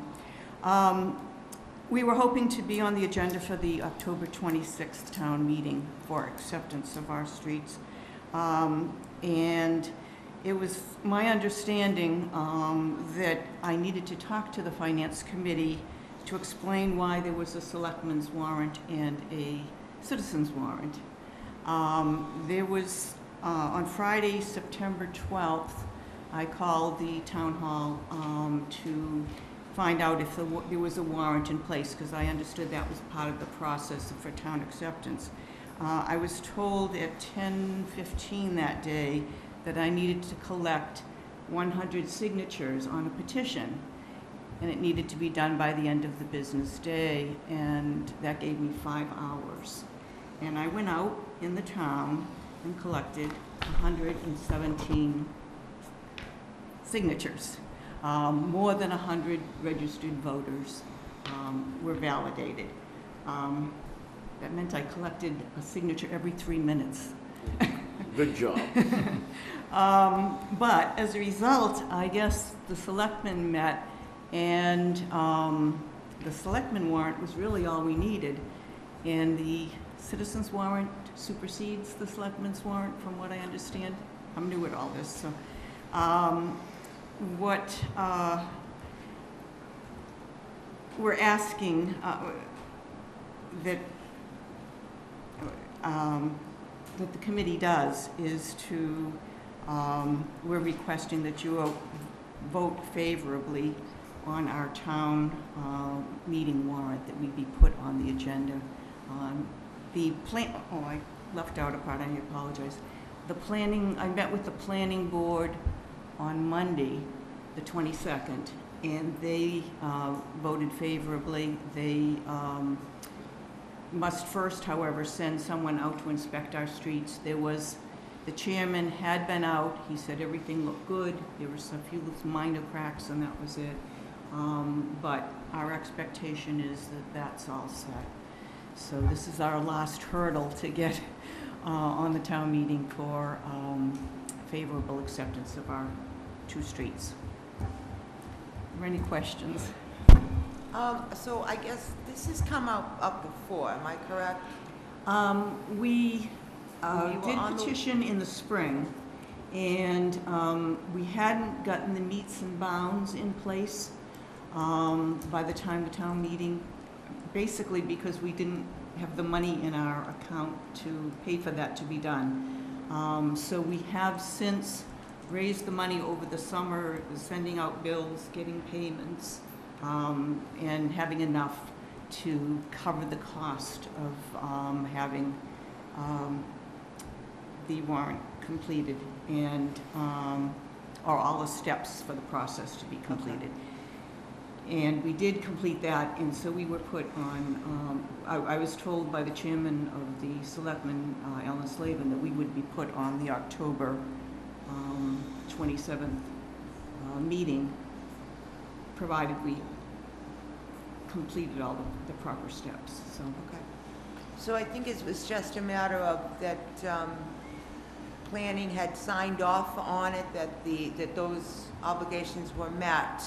You said that they were going to go out and do a final inspection, is that it? That's correct, yes. Okay, I really think that's probably the only other information that we needed as far as the process and the steps that normally have to be taken. Is once those are met, then it's really up to town meeting as to whether they vote to accept the road or not. Oh, I understand that, Okay. yes, yes.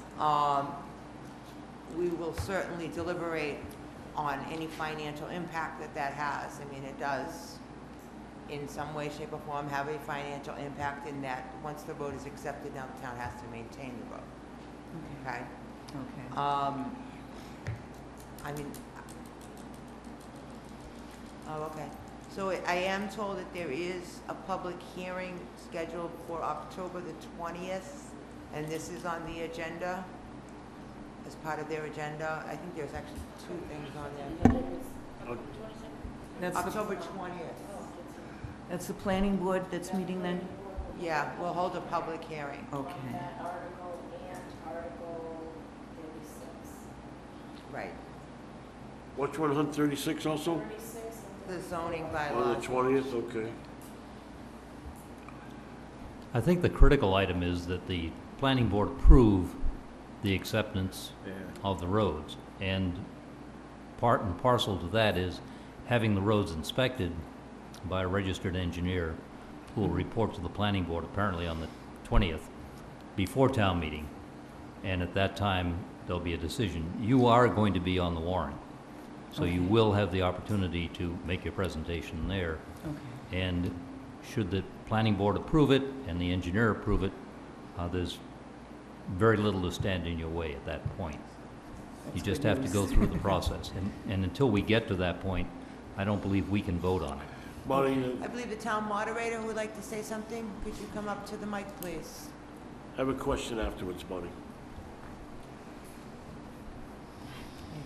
I believe there's one more step in the process, that once the planning board reviews the plans and the engineer approves it, and they sign off on that, then it has to go before the selectmen. Selectmen are actually the board that approves the layout. When you come to town meeting, you're just approving that it's on file with the town clerk. So there is another step that has to be taken, and that's, she'd have to go to the Board of Selectmen and get on their agenda after the planning board has done what they need to do. Thank you, Claire. Thank you. Go ahead. That was my question, Bonnie. Is there going to be enough time to get all the Ts crossed and Is dotted? We would have to take a vote, if we have an opinion on this, we would have to take a vote before our printing, and that would be prior to the planning board's public hearing. That's what I meant, the time.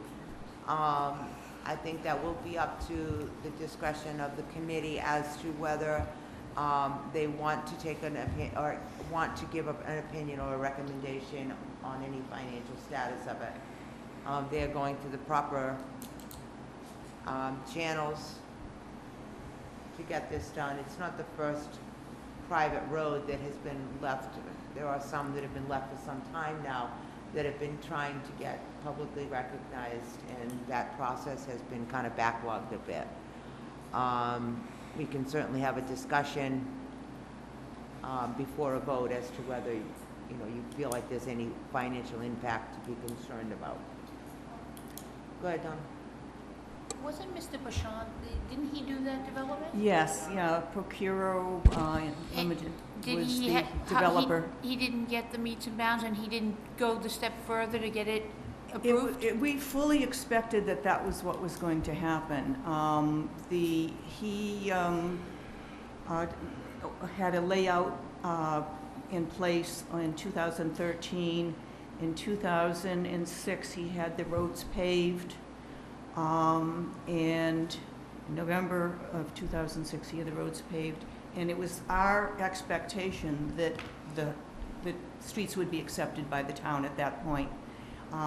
But instead, he turned everything over to the homeowners association, and we, didn't quite know what to do with it all. And there is a trust in place that was filed with the Registry of Deeds. And so we didn't have much choice. We took on the responsibility of the homeowners association at that point. So he has no responsibility for this? There's nothing you can do? We have been hitting roadblocks every which way. We've been trying for a very long time and trying very hard to get this all done. So that's your problem And in this town. it's just been a very frustrating misinformation, papers lost, signatures lost. Yeah, that's unfortunate, unfortunately. I mean, It's it's, been difficult. the history doesn't sound good, but it looks like you're moving forward, and that's all Yes. all you can do at this point. Yeah. Because it's all brand new, it's all underground utilities there and everything, right? We have sewerage, yes, every house has Meaning the sewer. wiring and everything, We yeah, it's have nice. a layout of where all the utilities are. We don't have streetlights, but we have lanterns that are lit at every house that the homeowners maintain, and 'Cause the that's dev- part of our trust. Yeah, the development is not that old. No, it was built in it started in 2003. It was completed in 2006. Okay. Yeah. So it's in good shape. It's a nice neighborhood. Well, Well, yeah. Diane, I thank you very much. I'm glad we could squeeze you in. Well, thank you for your allowing me to have this time, and I appreciate everything you can do. Right, so then I don't think we have any hurdles at all here. No, I don't. If see everything any is, emails. if everything, all the i's and t's are dotted with the selectmen, I can't see it being a problem. With all that, has good the news, finance thank you. committee ever held back? No, No. I wouldn't think we've so. only had one we've actually that's gotten this far before, I think. So the real thing, I mean, is we could say conditional, the planning board is the ultimate decider, because they're gonna look at the strength of the infrastructure, and that will determine Yeah. what the town's signing up for. Exactly. I would like to make a motion of no action on this motion, this Okay. warrant item. I have a motion of no action on Article 34. I'll second for discussion, please. Why? Second for discussion. Yeah, why? Why? What, discussion, what? Yeah, why- and why I'm would it be just a no- curious why. A no-action vote, though? What are we Why? accomplishing by voting no Yeah. action? I don't understand why we would, vote no action. That doesn't mean a lot to me, I think. Well, doesn't it say that, let me try, this is a new guy. Doesn't mean that essentially what we're saying is this really isn't in our venue. The planning committee, the planning board is the one that basically is the ultimate determinator. But, a no-action vote, I think, sends the wrong message, in my opinion. Yeah, I don't think that's what we should vote. I think that we should hold our vote off and see what becomes of the meeting on October 20th. We The go to problem- print long The before. problem we Okay, have is we but- go to print before November 20th, and we go to print before the If selectmen's anything comes up vote. after, I mean, all we're saying, we're not approving it We're or not- but we're not- disapproving. We're just saying, do we agree that they should have the right to go? And I mean. Yeah, but a it's- no-action vote, doesn't a no-action vote, to me, the no-action vote seems of almost like a disapproval or not. I agree. Yeah, I don't think that's the right way to go. In my opinion, I think that we should stress to go forward. They seem to be doing everything that they're doing it right, and I think for us to vote no action is just wrong. Should the motion then be that the finance committee votes to say, I'm trying to think of the right words, it's really not our venue. It It's gotta be legal. it is our venue. It is. Because it's on our warrant. That's And right. our responsibility to vote on it. And I We- think that we we have- should- I'm trying to word about, I'm trying to get a vote. We have Without- traditionally in the past taken no action votes on items that are out of our purview, items that we feel have no major financial impact on the But it, town, but it, okay? but it, This is a procedural situation where they need to go through steps and procedures. And the final procedure is to, or not the final, as Claire has corrected me, but the next to the last procedure is getting town meeting approval. Okay? Exactly. I understand that what you're saying is that it's not really in our purview as a financial impact of major. It's small, but it's not of major. I don't know about Are this. we making a recommendation to town meeting? I don't know that we are. I wouldn't. I don't believe we should. Well, The recommendation will come from the selectmen and the planning yeah, board. but the financial end of it is that we're, by doing no action, I mean, the financial end is we're taking responsibility to plow and to maintain, so that is a financial impact. Yeah. Do we oppose that? I don't believe that, No. that we do oppose that. And I think that a no action vote comes across to me as we're not agreeing to accept it. And I think if everything is done properly and the paperwork is done properly, And that can be part of the explanation. But I don't think we can approve it until it's been approved by the planning board and by the selectmen. but we're just not approving approving ours, it. we're not We're approving not, it. we're not approving it. We're accepting the financial responsibility of it. And if they do everything, Are you going to, Claire Are you has a going to- question, I'm sorry. should you make an amendment to the motion then? Well, you can Amend the always... motion. There's a motion. There's a motion on the floor. The opportunity to amend. May I say something? Hang Is on. that- Am I out of order? Yeah. Oh. I have a motion on the floor for no action. Okay, you can take a vote on that. If it fails, I'm open to a new motion. Everybody has their own opinion on that. Okay. It's been moved and seconded. All those in favor of no action on Article 34, say aye. Aye. Those opposed? No. Aye. Aye. Abstain? Do you need a count? You good? You better than me. How many? What is it? Fails, Two to 2, 4, four. 0. Only 2 people voted in favor of it? You, Okay. okay, it fails, okay, great. Okay, So it okay. fails. It fails. So I make a motion that we accept Article 35 as presented. Second. Favorable action on I'd like to Article... Favorable discuss that. action. For discussion, okay, go ahead. Again, I don't believe we can accept it, For- Not a- voting in favor of it, until we know that it meets the requirements of the town. Can't we? But that's not our problem. It, No, but if we put that in the motion, how do we word that in the motion to say, basically what we're saying is, we accept that there's minimum financial impact, which we're willing to accept, assuming that the planning committee accepts the street. Well, my motion is just for favorable. I don't want anything amendments to my motion, That's right. Okay, you're right. okay? Second. We have certainly put in recommendations that the Finance Committee recommends favorable action, okay? With the purview that this still needs to be publicly vetted and Exactly. the planning board accepted. We certainly have done that in the We could put past. that in our explanation, which way we vote, and then we can put it This in is our the explanation. problem with having public hearings just prior to town meeting. Right, It so- makes our job extraordinarily difficult. so you're saying, Sorry. again, as a comment then, you're saying you'll vote favorable action with contingencies. With contingencies. I don't believe we can do that. We're not voting contingencies. How do We're you- not. We're just voting favorable We're just action, favorable and then- action. You are recommending to the, what we do as a finance committee is we make a recommendation to the town meeting. Correct. And you're saying we should recommend to the town meeting favorable action on this motion. Why For not? financial, yes, You know, that's what I'm saying. That's exactly and what I'm saying. we don't know if it even meets the engineering requirements. That's not our problem. Not It is our problem. No, it it's isn't. not. No, it isn't. Then I would not Okay. recommend to town You can meeting vote.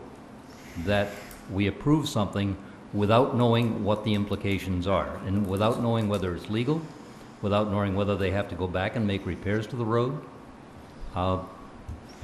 It's not the first time that we've taken a reconsideration of our vote 5 minutes before town meeting. as well. I would rather take a reconsideration of a no action, and we can put a no action saying that we're still waiting for town meeting, the engineering report and the planning board and selectmen. It's, Madam Chairman, it's It's a already motion been on the defeated. floor. Yeah, it's a motion on the floor. this has happened before, and the timing of it is really kind It's of unfortunate, unfortunate. and we hope that you do get it passed. That's the It doesn't- reasoning. All right, I do have a motion for favorable action, and a second. Second? All those in favor of favorable action, say aye. Aye. Against? No, I will abstain on this. I'm going to abstain. I just don't like what we're doing, the way we're doing it, but I don't have a better Okay. answer. It's a 3-3, it's, I see what he's saying is we go and accept it, and then the planning board comes back and said the road is falling apart, and then we're in the warrant of saying we accept We're it. not accepting it. We're just not voting the favorable. final, That's what I was trying- all we're saying is we're taking response. If Favorable they do action everything, So they can get it plowed. I agree with you guys. Okay. I tried to modify it, you said I can't modify it under the rules. Well- well, what does it need to be modified? We're no. just What taking, was, I need a what was the vote? I need a hand vote, please. All those in favor, raise your hand, please. Against? Abstain. That's stupid. Sorry. That's stupid. It's 2-3-0. It fails. May I make a statement at this point? Yes. Sending the wrong message. Um, Don't care if they get I had a Sending the conversation wrong with message. Alan Slavin, and he said that the step that we needed was that to go before the, well, first of all, I guess I need to back up. If I hadn't received misinformation about and gone through this citizens petition, he told me that this would have been a very smooth process and it would have been approved. Because I received misinformation, it seems to have gotten us back to square one again. Yeah. Well, it's not so much that, it's just that a citizen's petition trumped what the Board of Selectmen would have presented, Alan okay? explained that to me, You still yes. would have been in this situation. It's not as if you actually need the FinCom's approval for this. You don't. You don't. You don't. It's an opportunity to present it to us, and you reason for that, and so that we can make a recommendation to town meeting. We're not saying we agree with you or we don't agree with you. Our situation is that we need to understand that the steps have been taken with the planning board, et cetera, and that everything has been done correctly to meet that acceptance, okay, of being a town road. The problem is that they always do these planning board meetings a week before town meeting. We have to have the warrant or the FinCom recommendations 2 weeks before town meeting. It has to be in print. So we get kind of stuck in the middle of this. It's not the first time this Yeah. has happened. So we can't make a positive decision one way or the other, knowing that the planning board really is your final approval. It's really up to them as to whether you've gone through the steps and the right things have happened, and then back to the Board of Selectmen for final approval. Okay? So don't worry Yeah, about yeah. us arguing No. with each other. That has nothing to do with whether we actually agree with you or we don't. Madam Chairman, and the other thing that you can and should look, will receive, there will be a minority vote explanation why, why we favor it, why the minority favors it, okay? So, our vote is, So there's still has the warrant gone through without Finance Committee approval in the past? Oh, yes. Oh, it- yes. it- Oh, it yeah. has to Oh, yeah. go. Sure it does. That's a legal document Sure that it you does. submitted, and it goes to town sure meeting. it does. We're We not are holding only- you up, man. Excuse me, We're come not- on, order. Sorry. We are only required by charter to give our opinion to town meeting floor. That's our only function, okay? We have to give them our opinion, all right?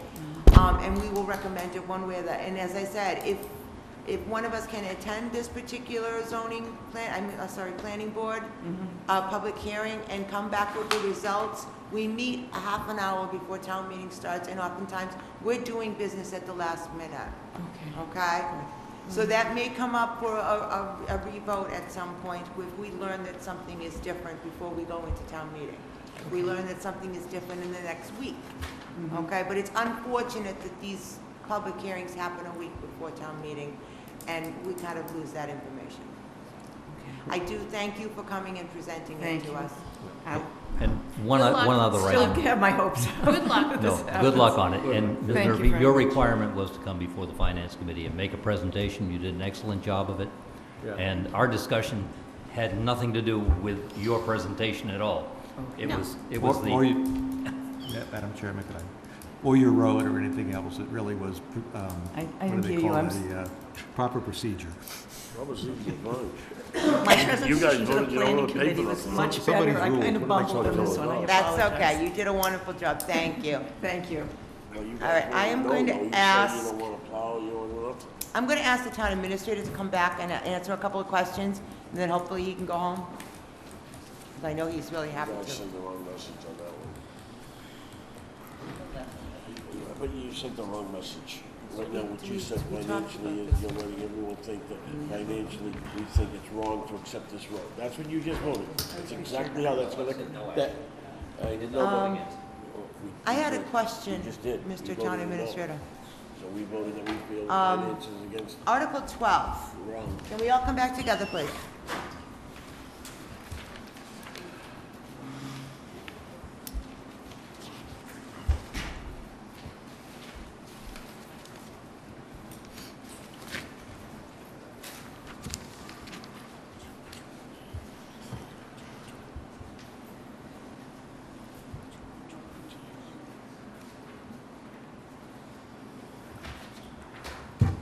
We're going to pass over, ask them to pass over that one. Oh, okay, I just want to make sure that I understood what I read in a tweeted newspaper article this morning. Very nice. Yeah, I tweet now. It's a great source of information in short little spurts, and if you want to read it, you can read it. If you don't, then you can skip over it. I chose to read this particular news article this morning, and I chose to tweet back to them that it was sloppy and incorrect. I didn't receive a response, okay? For anybody publicly who's actually watching this live episode today, there's a bit of misinformation going on out there. Okay. And my reason for asking about Article 12, you say you're going to pass over it. So by charter, this is unnecessary. We have clarified. Yes, because we're not looking to reorganize and put two departments together. That's what the concept had been, and we don't need to do that. While the last time we did a reorganization was creation of a brand new, essentially reorganizing the finance department and putting a finance director in charge of the treasurer collector's office, the accounting office, and through almost a lateral move, the assessing office. So we don't need that for what we're trying to do. All right, so anybody else who missed that, Article 12, I guess we're going to pass over. It's redundant and is not needed by charter. You gonna give me the dirt? Yes. We have already voted on Article 1, and I want to revisit that just for the public's information.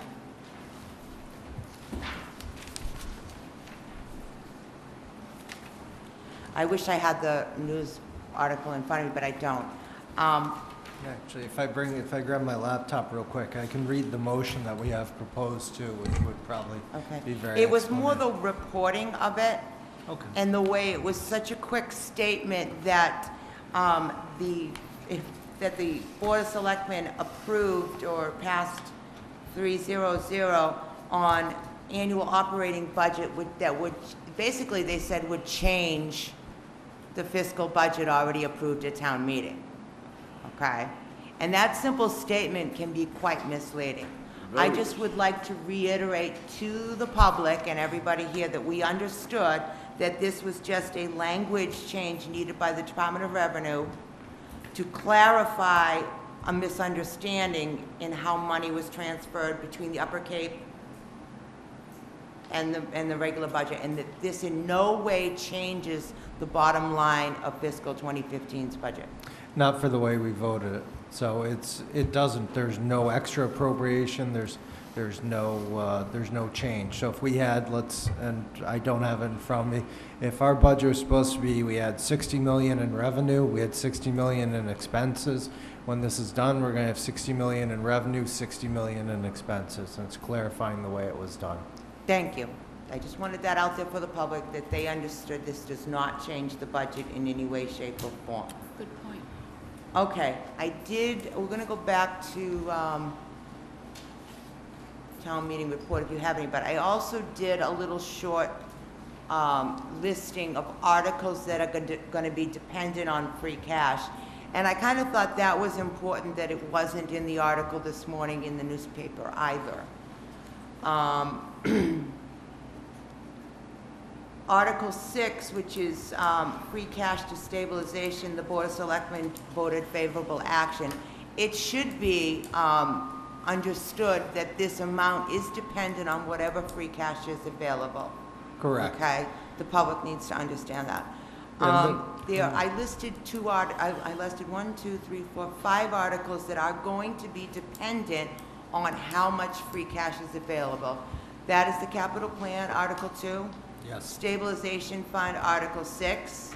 Article 17, the period streetlights and onset. And Derek, I didn't have a number, I didn't jot a figure down on that. Do you remember what it was? Which article's on? I'm Article sorry. 17, the streetlights. That's municipal streetlights and period lights. So that Yep. one, they had said 25,000. 25,000, thank you. Article 20, which is the state mandated list and measure of real estates, which is $250,000 to $300,000. And Article 31, which is Minot Forest School wheelchair lift, which is $65,000. And those last two are going to be, they're mandated things that we have to do. So in my opinion, if I was going to rank them 1, 2, and 3, it would be stabilization fund number 1, because we have to by policy. Article 20 being the real estate because it's mandated. And number 3 would be the wheelchair lift. That's mandated. Okay, the street lights and the other capital items that we might want to do, those would be on the bottom of my list. Okay? I just wanted to make that clear to the public, because the Board of Selectmen did make several votes on this in favor, but these are subject to the amounts of free cash. Correct. Okay?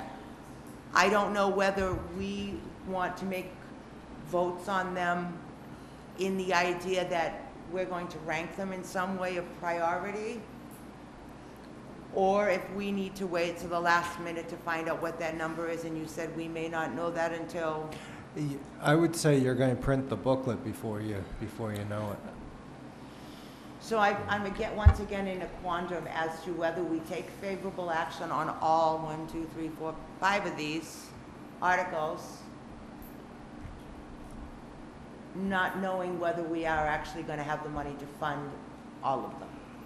Go ahead, Jeff. I have a question about Article 20, or warrant, Article 20. Do we know that other towns are doing this? I mean, I've owned property in 5 towns in this state, and it's never happened. Oh, no, you've had a 10-year measuring list. What? You've had a 10-year No, I had measuring- plot plans. Is that why they didn't come out? Nobody ever came out. Nobody ever came out to you? Never came out to any property at all. They, by state mandate, they have to do that. I understand that there's state mandates, but sometimes you have to say no. Do we positively know that the surrounding towns have done it? The only reason I laugh is It's this unfunded. This is the people are calling it unfunded mandate. This is how we get our tax assessments. We don't do this, the state will not approve our tax rate. We get no money. How do the other towns do it then if they don't have, I mean, first of all, anybody who's built a house or any building that's gone up in the last 15 years has a plot plan. So you don't have to measure anything unless, all you have to see is it's still within that footprint. Well, Yeah. they have gone beyond their footprint, they may have added It's something pretty which they obvious if you didn't walk around permit. it. You don't have to go out and physically measure it. And the inspector looks at it. Yeah. Well, that's been a problem here. A real problem. But anyway, $300,000 is a lot, okay? It's unmandated. What just concerned me is I mean, I live in an area like that woman who was here before. Every one of us has a plot plan that's been approved and signed off. We really don't need to see anybody because the town already has it. And I'm wondering how many others are like that. Unless the town has not kept good records and doesn't have it, that's another issue. We have to physically go out there. We have people, need to have X amount percentage, and the town's behind it. We know that have every other about 3 town does years that. I left. really would like to see that Plymouth and all those other places do it. Yes, but they have the staff to do it. We've cut our staff. We That's a haven't different funded issue. positions. And what happens is when you do things on the cheap and you do it for a decade, it comes back to bite you Ah. at the end of it. No, I understand that, Yeah. okay. But I mean, owning property in Chatham, which is not exactly a slouchy outfit, never done. Oh, I'm Never. sure they're doing it, you're just unaware of it. Yeah. They're doing I it was on gonna a, say, They're, you they're not always unaware? knocking on the doors. they're doing it on a yeah. consistent basis and at a point that you're not even noticing. Well, I will tell you that the water meter was put in backwards for 20 years before they found it. So they just sent us the minimum bill. All right. I'm trying to save the taxpayers' money. This is one of the I few put that low items- priority, streetlights before that one, but There's- that's my opinion. There's a few times, this is one of the few ones I wouldn't, to say mildly, I wouldn't fool around with. So, Okay, so Yeah. I do have this discussion. Does anybody else have an opinion on voting on these 5 items without actually having a dollar figure available to work with? Because they're mandated, I mean, ADA says we have to do things, the stabilization fund says we have to do things. I mean, I don't see the point not voting on them. I mean, it would get things going on this end, and we know that the mandated thing has to be done because we in Wareham do things right. Is it a fair question, and that the taxpayer says to us, if they're mandated and those are not in the budget, what are you not going to do to maintain a balanced budget? That's a fair Right. question. Well, that's why that's why I'm reiterating, these are only subject, they're only gonna get done depending on how much free cash we have. We know this. Well, what's- That was my question. Go ahead, Dominic. Do we have an estimate or a roundabout figure that we're expecting for free cash? Is that a number that? I'll never say something Okay, ahead of time. okay, so. okay. All right. I mean, my suggestion would be, the stabilization fund, it's a policy of 50% of whatever free cash is available, and that certainly can go into our explanation. Again, the state mandated measure and the Minot Forest School, in my opinion, are the 2 top priorities because we're not gonna get away with it. The period street lights, I think, would have to be a yes vote with approval of available funds, because we don't even know at that point if we do 1, 2, and 3, whether 4 and 5 are even possible. I can't see us taking any vote on your capital plan, not even knowing what those items are going to be. So that Exactly. might be a last minute reconsideration if we possibly even have funds by the time we get to number 5. Understood. Understandable there? Yeah. Okay. Does anybody disagree with me on that sort of scenario? No, I think it's great that you brought it up. I agree with you, 100%. A good idea, Dave, or? So again, we're voting on a contingency. You're voting on a contingency. But this was what the question I had as I read this morning's tweet on the Board of Selectmen. You have the list of what they voted on here. And I'm not sure what they're basing their vote on in approving something that they have no number for. Okay? And like I said, at least, I'm trying to make it, I sat there and thought of how to prioritize these as being the ones you can't get away from without a school being closed for non-compliance, and the fact that we have to do this 10-year plan whether we like it or not. The number for stabilization is gonna be the number regardless of what our vote is. It's 50% of whatever we have. Right, That's right. Jet's policy. That's not gonna That's a change. no-brainer. I'm not comfortable on on voting on capital plans that we don't even know what those items might be or how much there is. The 25,000 for streetlights, that's not gonna get done any other way. But again, that might be a last-minute reconsideration because we don't even know whether A and B is done, whether C will even have any money. So what you're recommending is that we vote for approval on these, and in the description, we say they are dependent upon. These are dependent on the amounts of free cash available. Well, Madam So you Chairman, vote, I'm sorry. The problem with that is gonna be this, okay? I don't think that you would even push forward if you find out you've got X amount of money. I mean, this is my opinion, I'm not saying you are prioritizing them in the same way. But at this point, if you get to your number and you've got 50% and you think, okay, I can do this one and this one, and I'm not gonna have money for that, those are items we would need to know would have to be withdrawn at that Right. point. Because when we're working with the lottery system, if we are saying we're gonna fund all of them and we can't, if it's funding by lottery, we're in big trouble. Yeah, that's, we'll see what we have available for the funds on the free cash. The 10-year measure and list, that's going to take place over the next 3 years. But we need to have the plan approved by the Department of Revenue, and one of the big parts of the plan is having funds available for that plan. And that's why I'm seeking for the funding for it now. And we're doing, as of today, we've got it down to 250,000.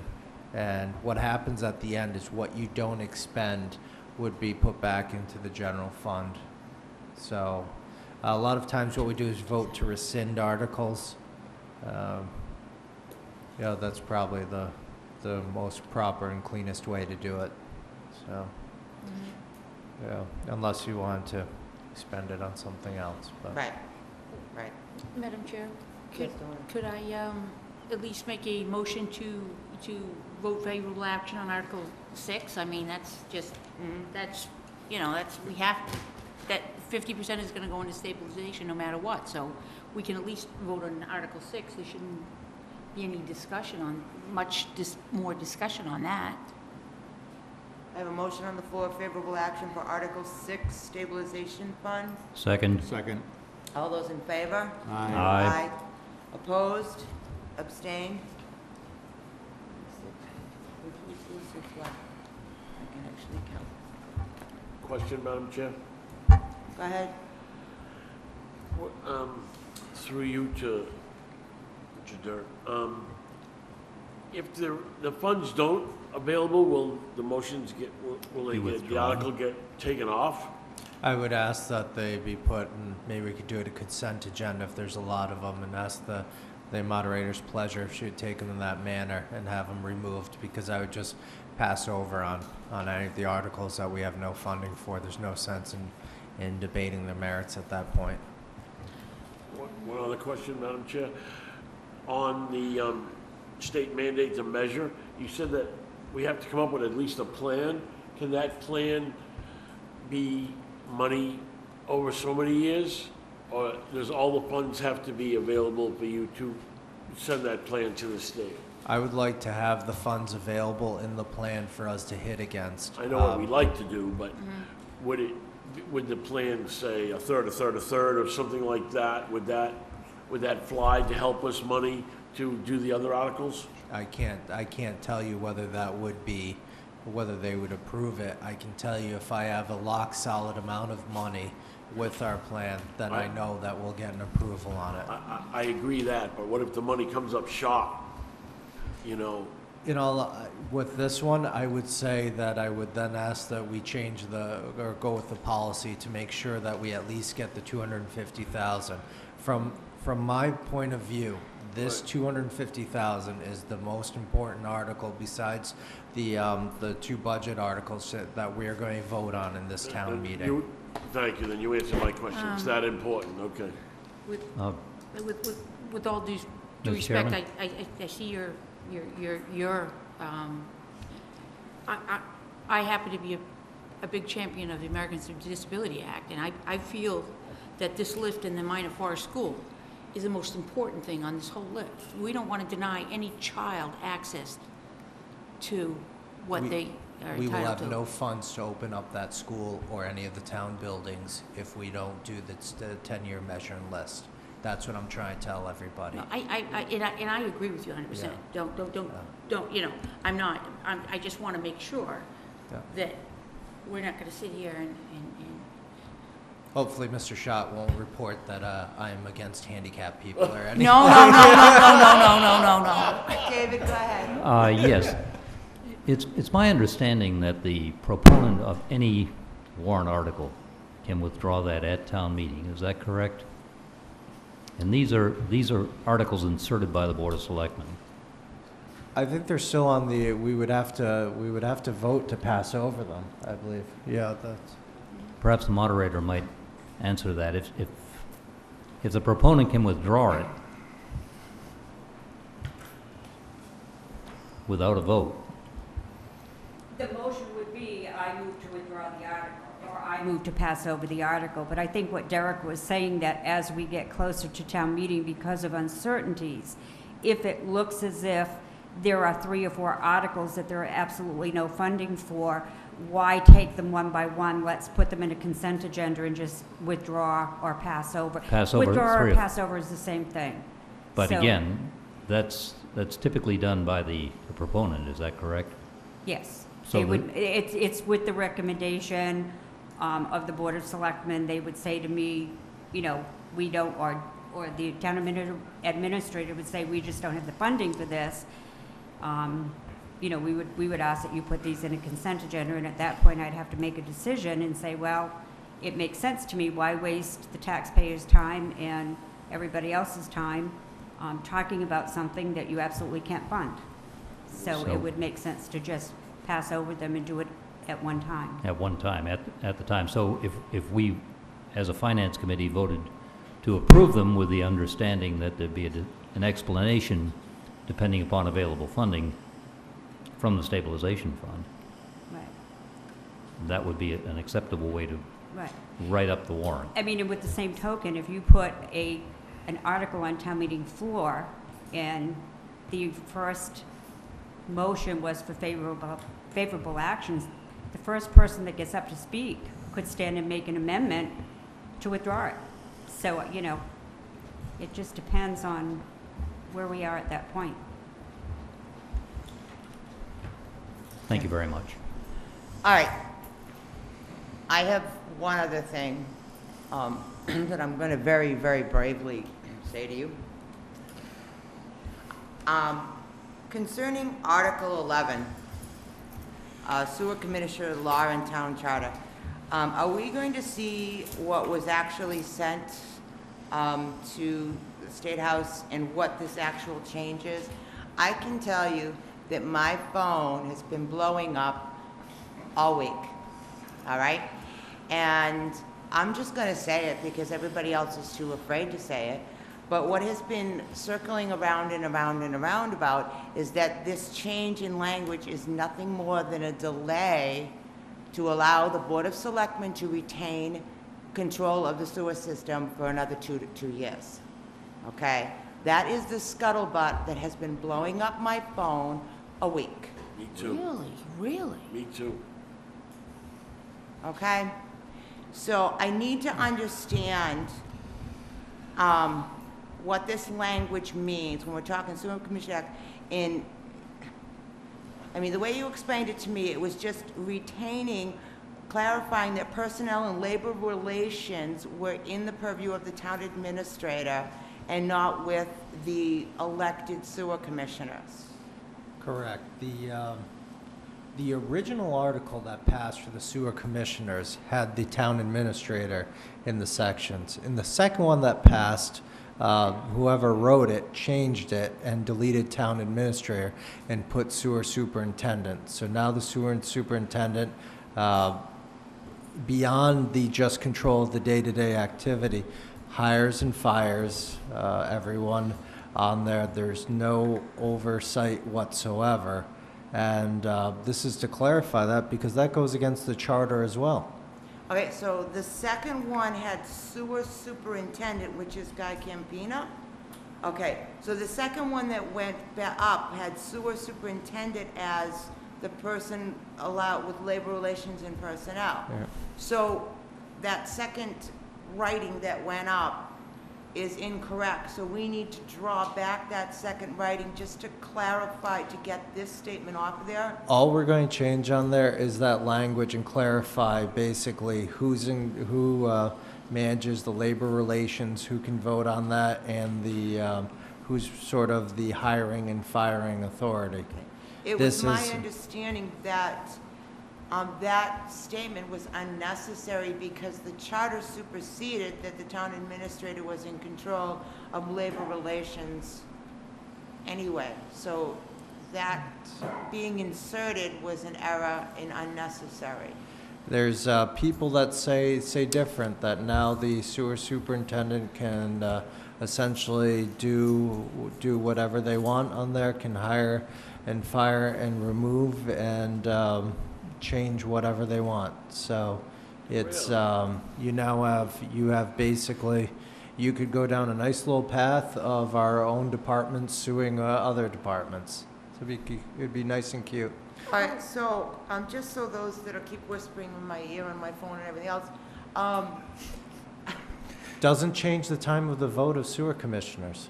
it absolutely does not change the time of the vote. It is moving forward. This is not a delay tactic for another year. No, and we don't have aliens in the basement or anything like that. Can we get a copy of that was sent up to the State House?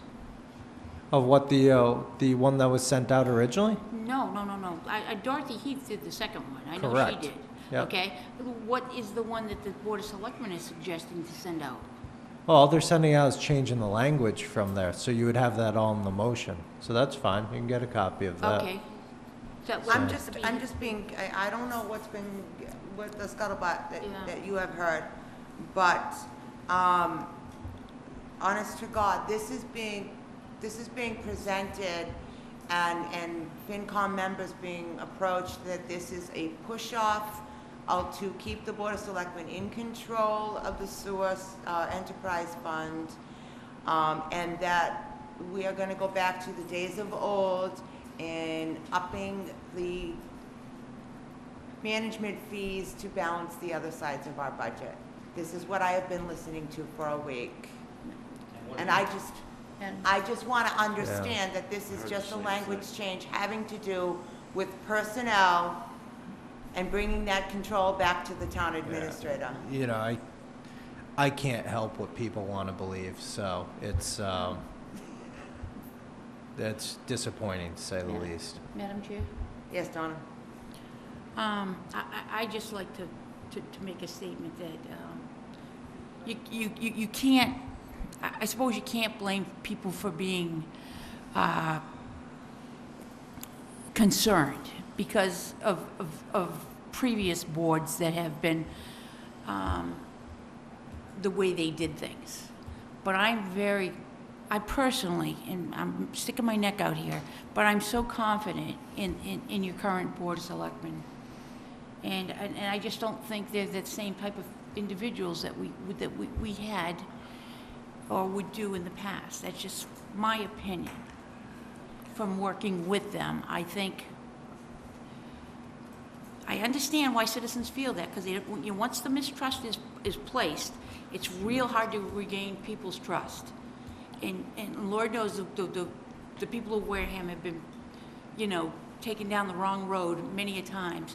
So I think it's, I certainly am going to go out on a limb and say I support the current Board of Selectmen.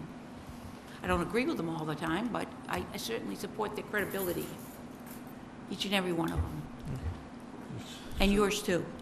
I don't, Thank you. I'm not trying to put you on the spot, and I think that I'm not hiding behind anything either. I'm sitting here on public television asking this question and putting it out there because I don't want any sort of misunderstanding. This sewer commissioners, elected sewer commissioners is going through, this isn't going to change the timeline of what happens, up the State House. We can't push the State House any faster than they're gonna go anyway. We know that for a fact. So I just would like to put that to rest, that this is just a language issue and has nothing to do with any delaying scare tactics. Thank you. Now, Yeah, Madam- oh. go ahead, Jeff. What Are have you got done, to Madam s- Chairman? I'm done. You're done, okay.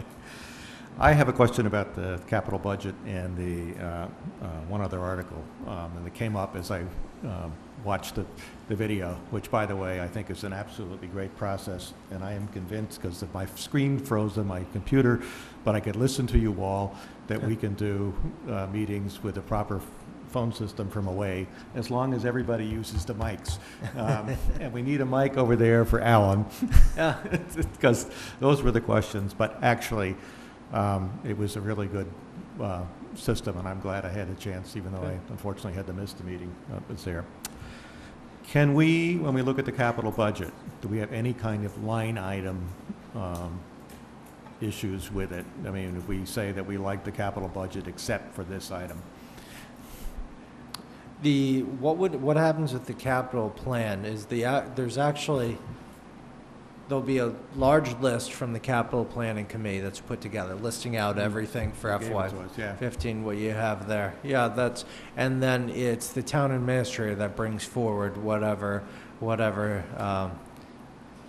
his, I'll not be gender neutral on this one, his recommendations are. So bring those forward to town meeting then. I would receive the recommendation from the capital planning committee. We do have a priority list right now, and Dave, I don't know if we scheduled another meeting. Yes.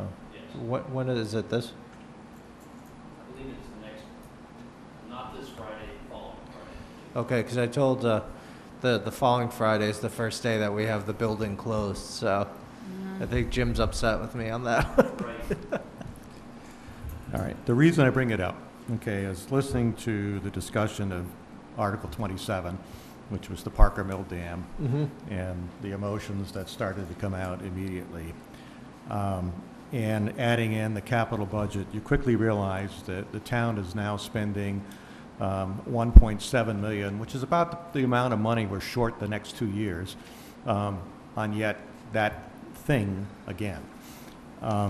And I actually thought that Marilyn's point was cut short in the discussion here, because it is in the town's interest, the townspeople, not the interest of the private party, but in the townspeople, to keep that dam down.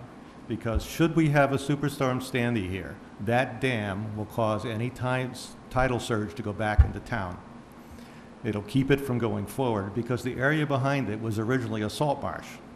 And the one thing, we can get money from the federal government to take that dam down and turn that back into a salt marsh, because they're doing it all over the country. You go up in Maine, you go in Oregon, you go in California, Washington State, and wherever. The dams are coming down in order to restore salt marshes, restore the ability of fish and everybody else to get up there. And fundamentally, for anybody who owns property in the main part of town, not having that dam there is a good deal. The other thing is, we've got $550,000 that we want to put into that building yet again. I would recommend that we take the $550,000 and give it to anybody who will take that thing off our hands. Because if there's anything that in this town that signifies the problem and the mistrust, it's that building. That's it right there. And what I've thought about as I'm listening to this is, here we go again, on and on and on and on, with no end in sight. Nobody saying we have to have that thing off the town books and out of our ownership by XYZ date. My proposal would be, rather than what we have here, and I will say I cannot vote for any more money for that building. So I have to vote no, and I believe I'm in voting, most of the town would support me in that vote. No, no more money. It's the end. The fact that only 20 people went into it after 2 years this year is an incredible misuse of government funds. And it really is a problem. It's a wart on this town. It's a cancer. We need to get rid of it. And that should be the primary goal. I would charge the CPC with that goal. You brought it to us, you get rid of it. And we're not doing any more stuff for them. I don't know whether their stuff is extra money, but I'm really looking at it and asking a lot of questions.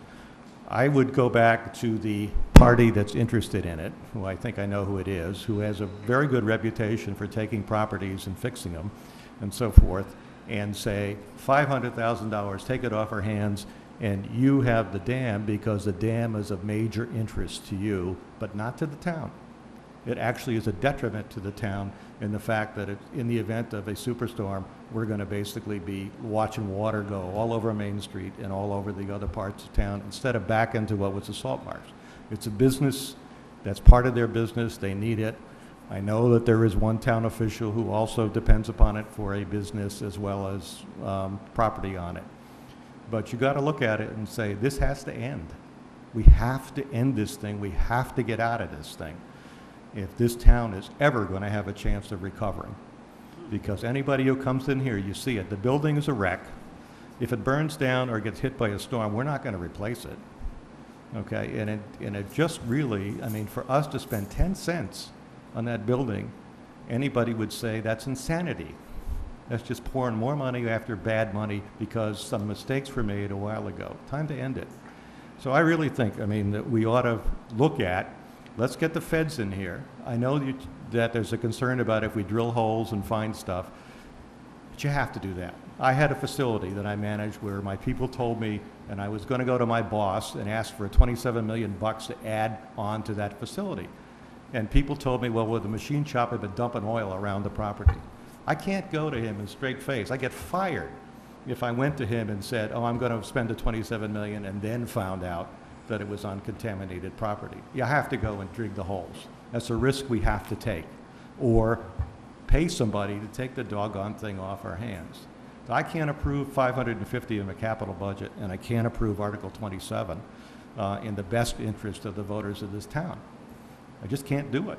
And I think that we as an organization and the town government have got to get serious about getting rid of that thing and stop putting another dime into it. And I thought Marilyn's idea, actually she was right. She got shut off pretty quick here, but you got to go back and you look at the fact that there's federal money around there. We're just not going after it. We're not doing the right things to try and get our state representatives and our federal government. The interesting thing is the party who is interested in that dam has more influence with state government and federal government than we do. And they're quite capable of bringing in the resources to get that thing cleaned up off our hands and make it an asset for the town instead of the detriment that it is right now. And it stands out. And if you don't think people are upset by that, everybody in town government better understand that, because that's what I hear from. My phone doesn't ring on that. My phone rings. Why the hell do you keep having that thing? I'm not an authority on dams and what's over there right at this moment. I was going to ask you, because at the last meeting, I did say, could you keep us updated on anything you could tell us? So I am going to ask you if there is anything you can tell us in regards to Article 27, as far as an update goes. Yeah, I think the only thing I want to update is there's nothing out of the free cash or capital plan that we're spending on that. All the funds are from community preservation. One is to pay down the debt, and the other would be to cover the whatever the grant doesn't cover of the low interest loan from the state, so to pay for that. Yeah, I'd say there's no other updates. There's been a survey provided to us. We're doing, again, the research on it, so it's title research, so, you know, I understand the idea of removing the dam, but I also understand that there's no real removal on that with the riparian rights. So that's... Well, we could negotiate that. We can sit down with the party that wants the dam. I mean, there are people that are dependent upon it. You know, I understand what you're saying with it, but you know, at some point, it's our obligation with the rights. So they may not want the dam itself, they may want what's behind it, so the water and the availability. They need fresh water, they can't use salt water. Yeah. That's the issue. And the minute the government would rather have salt water back there, the federal government would rather have salt water back there than fresh water. So when you come down to it, the only party that's interested in it is them, in fresh water. So if they want fresh water, there ain't no free lunch. This is what it's going to take to go do it. We got to play hardball here. This is a disgrace for this town. I really mean it. I mean, that's all I hear from people. They look at that thing and they go, why, and why can't you fix it? And if I had managed any of my businesses, my board of directors would have fired me long ago if I still had that kind of a thing going on. Well, unfortunately, it's what we have, and. Well, we had to get rid of it. When? Well, I'm not saying, but that's not up for our discussion, Jeff. Unfortunately, that's a great plan, if it works, but we can't discuss that. And, there are some legal issues involved here, which I know you saw on the tape, that Derek's not at liberty to talk about. I know everybody else in town knows about it. Obviously, I'm the only stupid blonde in town who doesn't know anything about it. Maybe it's because I really don't want to know, okay? I don't blab names around and things like that. The businesses in this town, I totally get it, all right? But the right steps need to be taken. And I never knew it was a salt marsh. There's an education for me. Maybe historically it was a salt marsh. And the truth is, downtown does flood when the hurricane comes. Does it all the time, Jeff. What's that? Sorry.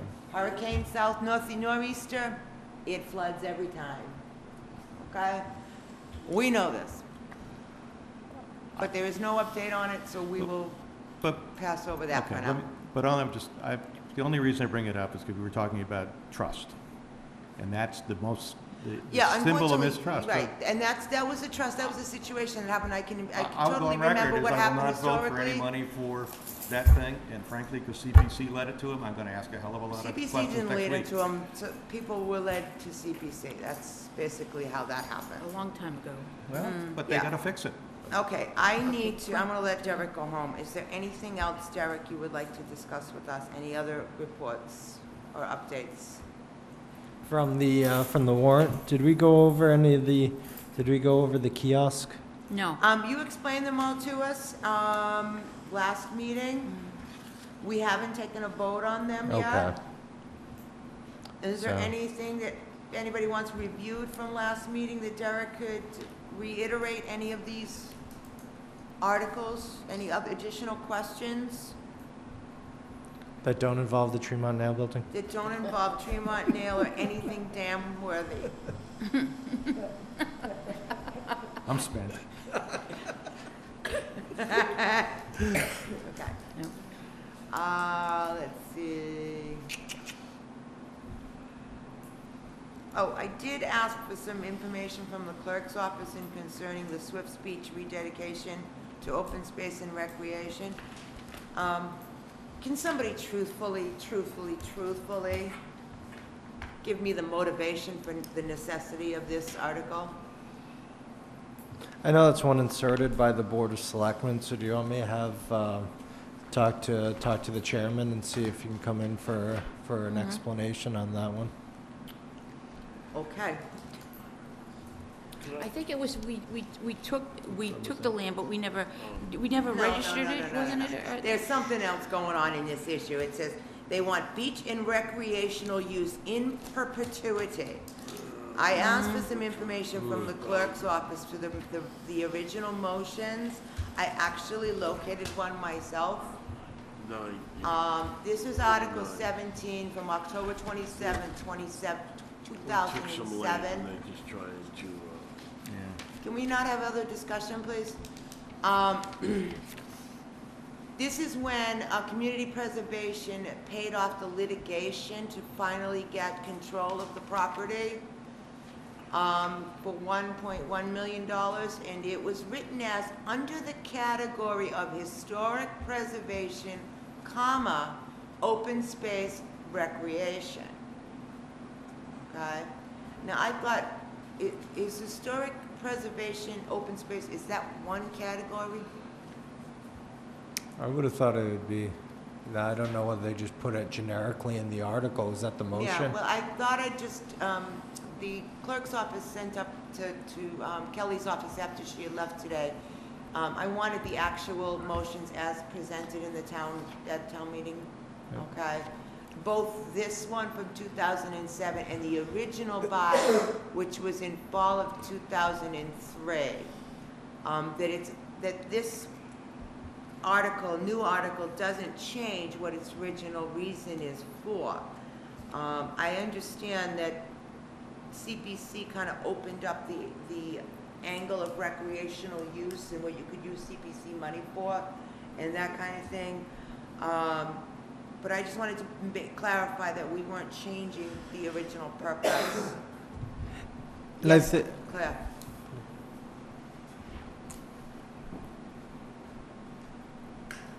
Bonnie, I could be wrong, but I think the motion was that it was taken for general municipal purposes That's why I asked. and not taken for open space and recreation. Yeah. And I believe that's what the intent of doing this time is, to put it to the use for which it was originally Okay. taken. That's what I'm asking, because this supposedly doesn't yet have a restriction against It it, a doesn't. conservation restriction No. still? Nope.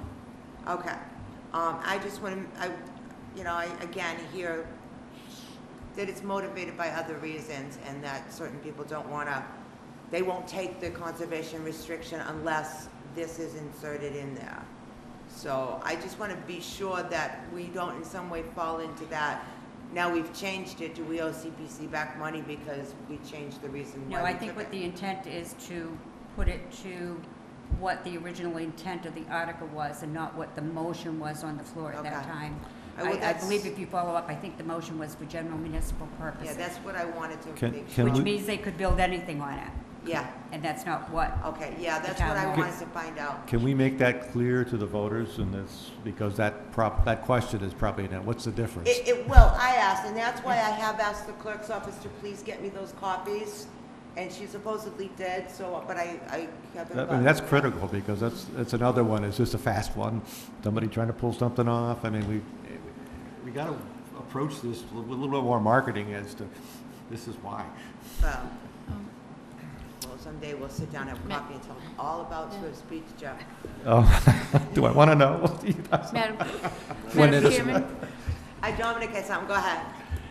Wasn't last year was brought up that these restrictions and deeds and everything, there was like a 2-year backlog? Well, Weren't we're they gonna- behind on putting all these things on? Yeah, that's something you can ask CPC when we see them next yeah, week. And I don't even know if it's even been Yeah. recorded We yet. can get an update with them on that No. next week. They'll be here next they week. did, Okay. Derek, anything else, or you can go home? No, and the dedicating it to open space does not allow me to put a kiosk there. No. Just so, No kiosk? That's the motivation, huh? yeah. We can't make any money? Yeah, can't make Alrighty any then. money off of it. Now I know the real motivation. Madam Chairman, can I make a motion? Go ahead. I propose favorable action on number 20, state mandated measure. Okay. voting. Article 20, state mandated list and measure real estate, Mm-hmm. which will be in lieu of, or what, how do I put this? It will be dependent on free cash. Mhm. At this Free point. cash certified before. Free cash Yeah, free certified, cash exactly. certified prior to. Just go sneak out if you got nothing else. Well, he wants to hear the vote. Okay. I trust you.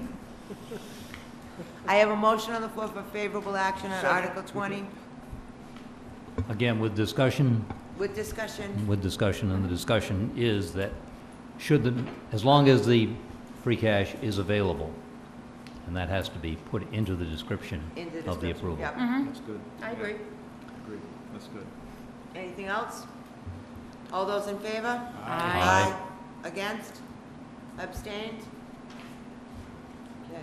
Madam Chairman, can I make a motion that we vote favorable action on Article 31 to replace the inclined wheelchair lift at Minor Forest School? I have a motion on the floor. Second. As long as there's money in the free cash. Good. second again. All those in favor? Aye. Aye. Opposed? Abstained?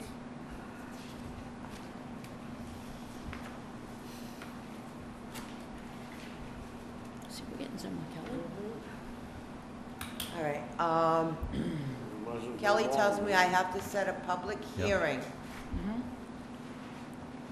And what is how many days before the meeting does it have to be?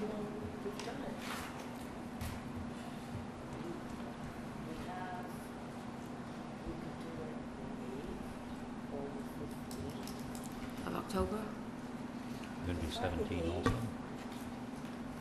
But 15th, it's to print anyway, Yep. so if we wanted to do that. If I was gonna do it, I would like to clean it up on the 15th. Madam Moderator was looking at possibly having a pre-town meeting. So, I don't suppose we could do the two of them in one session. Can we I don't see combine why- that? yeah. I don't see why we can't. And the 15th, I mean, well, you like to do the Thursdays because that's when nobody has meetings, right? That's fine. So, Our public hearings usually are nothing because 15th? nobody shows up. right, but you might get more, you might get more activity at the pre-town No, meeting. the 15th Wednesday was fine. I was just trying to think of other boards that meet, but if you wanted to do it on a night that you meet, that's fine. What night we? Well, we won't actually, well, we won't have them back from the printers, but. We could make go to some the printer. copies for, we Um, don't have that many people that come. Right. Do you want to do that small here like we did last year? I'm sorry? You want to do it small here like we did last year? I thought last year worked very well. Okay. How does that sound, doing the 15th and then we won't see each other again until town God meeting? bless you. You don't think the 16th, where there's no meetings for other boards? It's up to you guys. I am open to either one. Block that every Wednesday. Is that okay with you? You can't do Wednesday? Well, The reason for that, the reason for the Thursdays is because no other committees meet that So, night. So other people committees actually would like to wanted to come. attend. like school committee meets on Wednesday nights too, and Yeah. it's real, and planning board does too, don't they on Wednesdays? No. Oh, no, what nights are they? Planning board meets Zoning, Monday. zoning meets, okay. As much as I'd like to keep it in a Wednesday, I think we should probably do it on the Thursday when everybody's free, to get the most participation, that would be my, Hang on a second. I can do either. so we might have to do a Makes Wednesday no meeting difference and to a me, I Thursday. can do either. 16th, okay with you guys? Joe? Okay? I'll move the 16th. Hang So, on. question, we're gonna meet both Wednesday and Thursday, or? No, we No, wouldn't she meet has on to that be Wednesday. All right, so, We would just do Thursday Do Thursday instead of the instead. Wednesday. so, no October 15th, change to 16th, am I correct? Yes. Thank you. Yeah, I'm good on that one. 6:30 is good. We're gonna meet on the 16th instead. All Okay. right. So we would like to do it, we're gonna set that the 16th for our public hearing / pre-town meeting. Rehearsal. Freetown. That All sound right. good, Claire? That sounds fine. 6:30? 6:30 is fine. Do you guys rather start at 6? Start a little earlier? I get trouble, No, 6:30 is good, okay. I got trouble with 6:30. Yeah, In this room here, yeah. okay, 6:30, Can we come down to your place? 6:30 Sure, seems we fine. can. In this room, Bonnie, Yes. Madam Chair? Okay.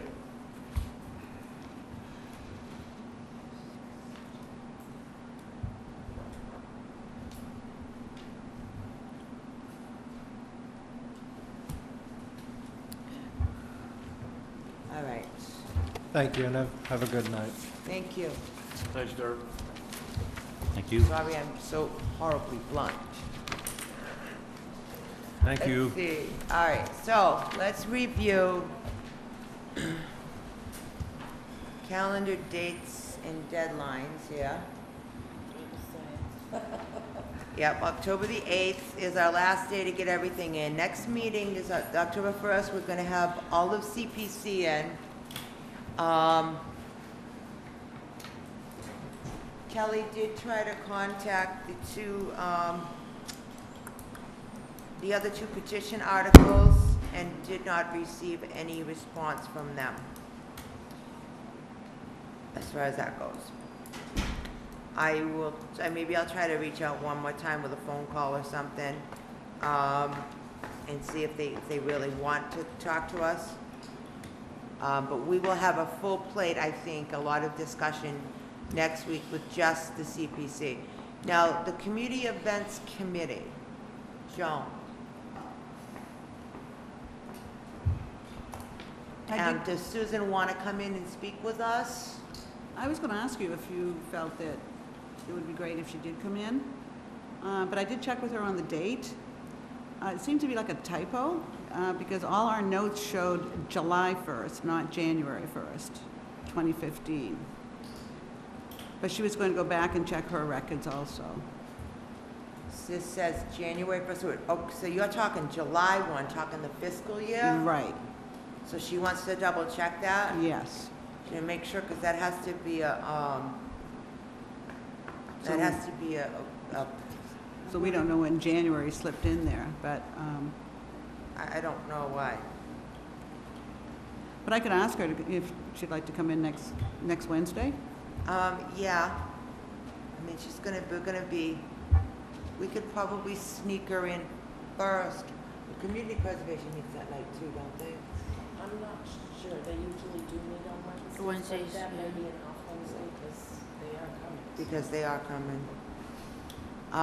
Because we'll be really tied up with them, so maybe we could get CEs and sneak her in first. Okay, To get her over with. okay, And then settle down to these, because this will be a long discussion, we know that. right. Um, Okay, so yeah. next week, Next week, yeah, the October one. Yeah. I'd like to get as much of that finished as possible, and really the 8th. I actually started already in the first two that we took a vote on, which was the Article 1 and Article, what was it? Article 16, which was just that language adjustment. I already sent Kelly recommendations on those. So I kind of want to pop those off as we go along, so we're not blasted at the end with that. So why don't we take a look at the ones we've already voted on? So I already sent Kelly the one for, actually I did Article 1 and Article 5 already. Free cash to stabilization fund.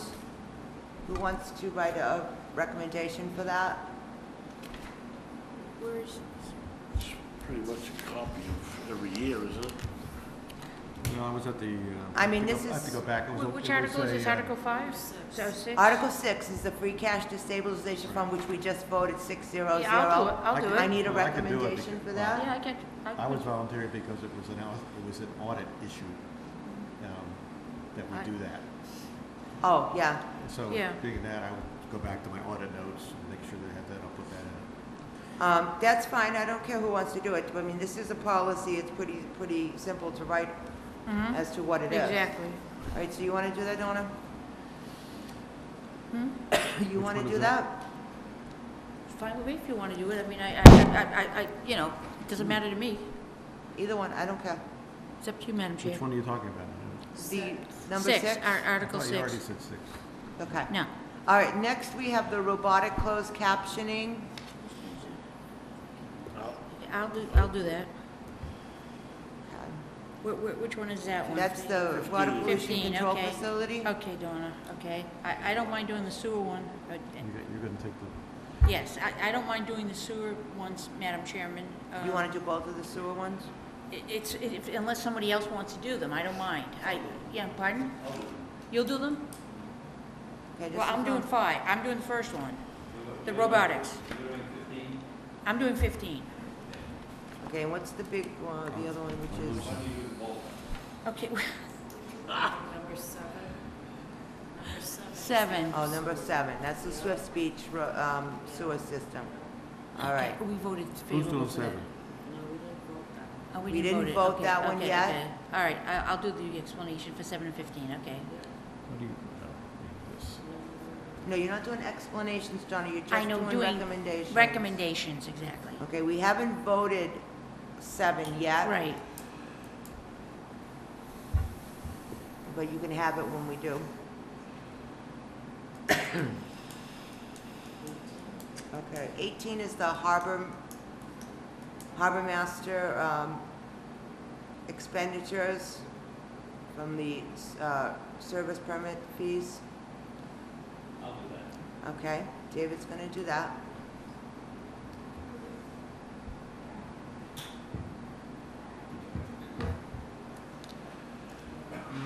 And 20, I'm just keeping Jeff totally away from that since he doesn't think other towns do it. Dave, you want that one too? What? State What? mandate? Yeah, I'll do the state mandate. You want to do the state mandate, Jeff? Yes, I said I will do the state mandate, Okay. Madam Chairman. Madam Chair, I don't know if that's a good idea. No. Jeff says that other towns don't do it, but yeah, it needs to be done, okay. He said it was the most important. I know, that blew my mind. I must be too much of a I rebel. believe it. Okay, now, the replacement of the wheelchair lift, 31. I'll do it. Donna was gonna do that. Donna, you want to do that? Yeah. Again, this is going to be dependent, it has to say dependent on the amount of free cash available. Exactly. All right, and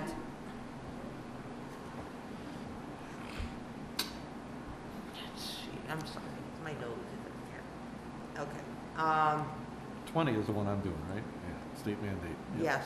Okay. 34 petition article street layout. We actually have a 2 for favorable and 3 against as a minority opinion. Donna, you said you would like to write. Yes, I would like to write the minority Donna's going to opinion. write the minority opinion. Who voted favorable action on that? I'll write the favorable. Thank you. I'm a taxpayer, I'll be seeing you as we go along. Okay, so those are the ones we've cleared up Can I- so far. you Yeah. had a good discussion last time about the difficulty of keeping track of the revisions and so forth.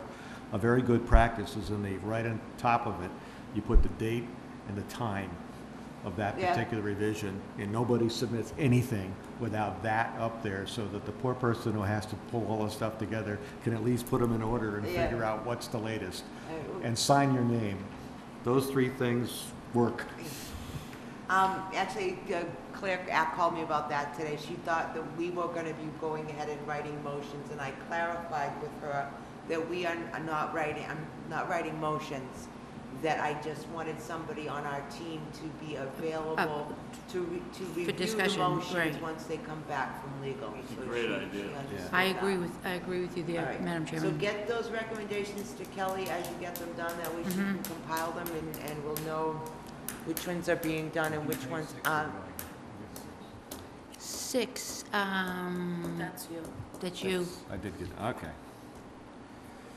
Very good, free cash and state mandates. So we will be meeting with CPC next week, and we're gonna try to get CEC in first. All right. I'm General gonna, question on CDC, please, Madam Chairman? CEC, Community C- Events Whatever it Committee. is, that CPC. CPC. Is that money that basically they're asking for that's not in the budget this year? That's not No. budget money, that's, well, it's in your taxes, but it's a separate line item on your taxes. Yeah, It's community preservation money, which is what, is it 3%? Okay, that's an additional charge on your taxes, but it has nothing to do with the real, Thank you. the actual budget of the are town. they, Thank you so okay, much. so that's all they're gonna get is the assessed value times the taxation? Right. And Well, And it's state kind of- taxes. it's not gonna affect anybody's bills? No, Tax bills, no. no. Good. It's already built. Although I do want to say this because I was asked an interesting question. I'm sure you guys have all been asked this too.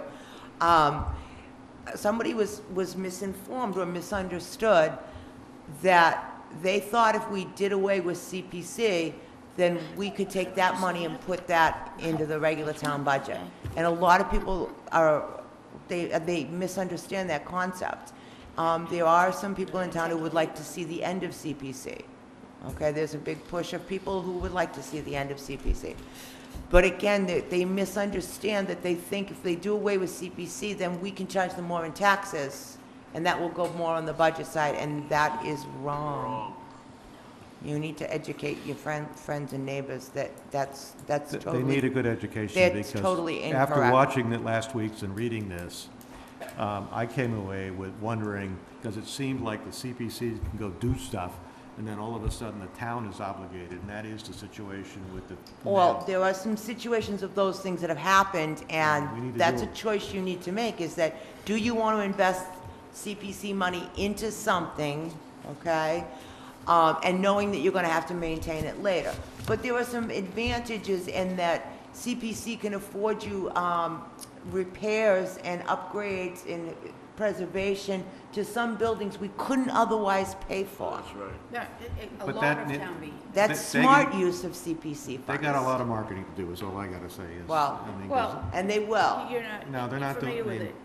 and it ought to be something that the whole town can use, not just a few people, and empty buildings and stuff like that. Well, there's definitely some different Bad factions and decisions opinions and on there's it. good decisions. You're gonna have to restrain me next Okay, week. article That's all I'm gonna say. recommendations, assignments, is that, okay, so we covered up the ones we've already done. Okay, I would like to, also, I talked to, one of my wonderful phone calls this week was our former, FinCom chair, Mr. Larry McDonald. And I also asked his opinion about keeping the glossary of terms in every warrant that we print. That's awesome. And Larry agreed that it was probably a great idea. do. Does this committee agree that that glossary of terms should be included in every warrant that we print? Agreed. You know, Madam Chairman, I've been on this committee for, this is my like 7th year, okay? And that warrant that you guys put out last year, and I was no part of it at all, is the best warrant I've ever seen come out of here. So why, Okay, so we agree we should keep the glossary of I terms do. in I the mean, back I of don't the know about book. others. I agree. Okay. All right, I want to update you guys on our absent member who isn't a member, but is a member. Okay. I did do a little research. I did get an email back from Mr. Jeff Tufts, and he was very confused in not thinking that he was even a member of the FinCom, okay? So I emailed him back that I was happy that he returned my information. He didn't respond until I actually got his private email, and that was the problem, is that people got used to not using their regular email and using their own private email, not the town email, okay? And we can't have that. It's got to go through that email site.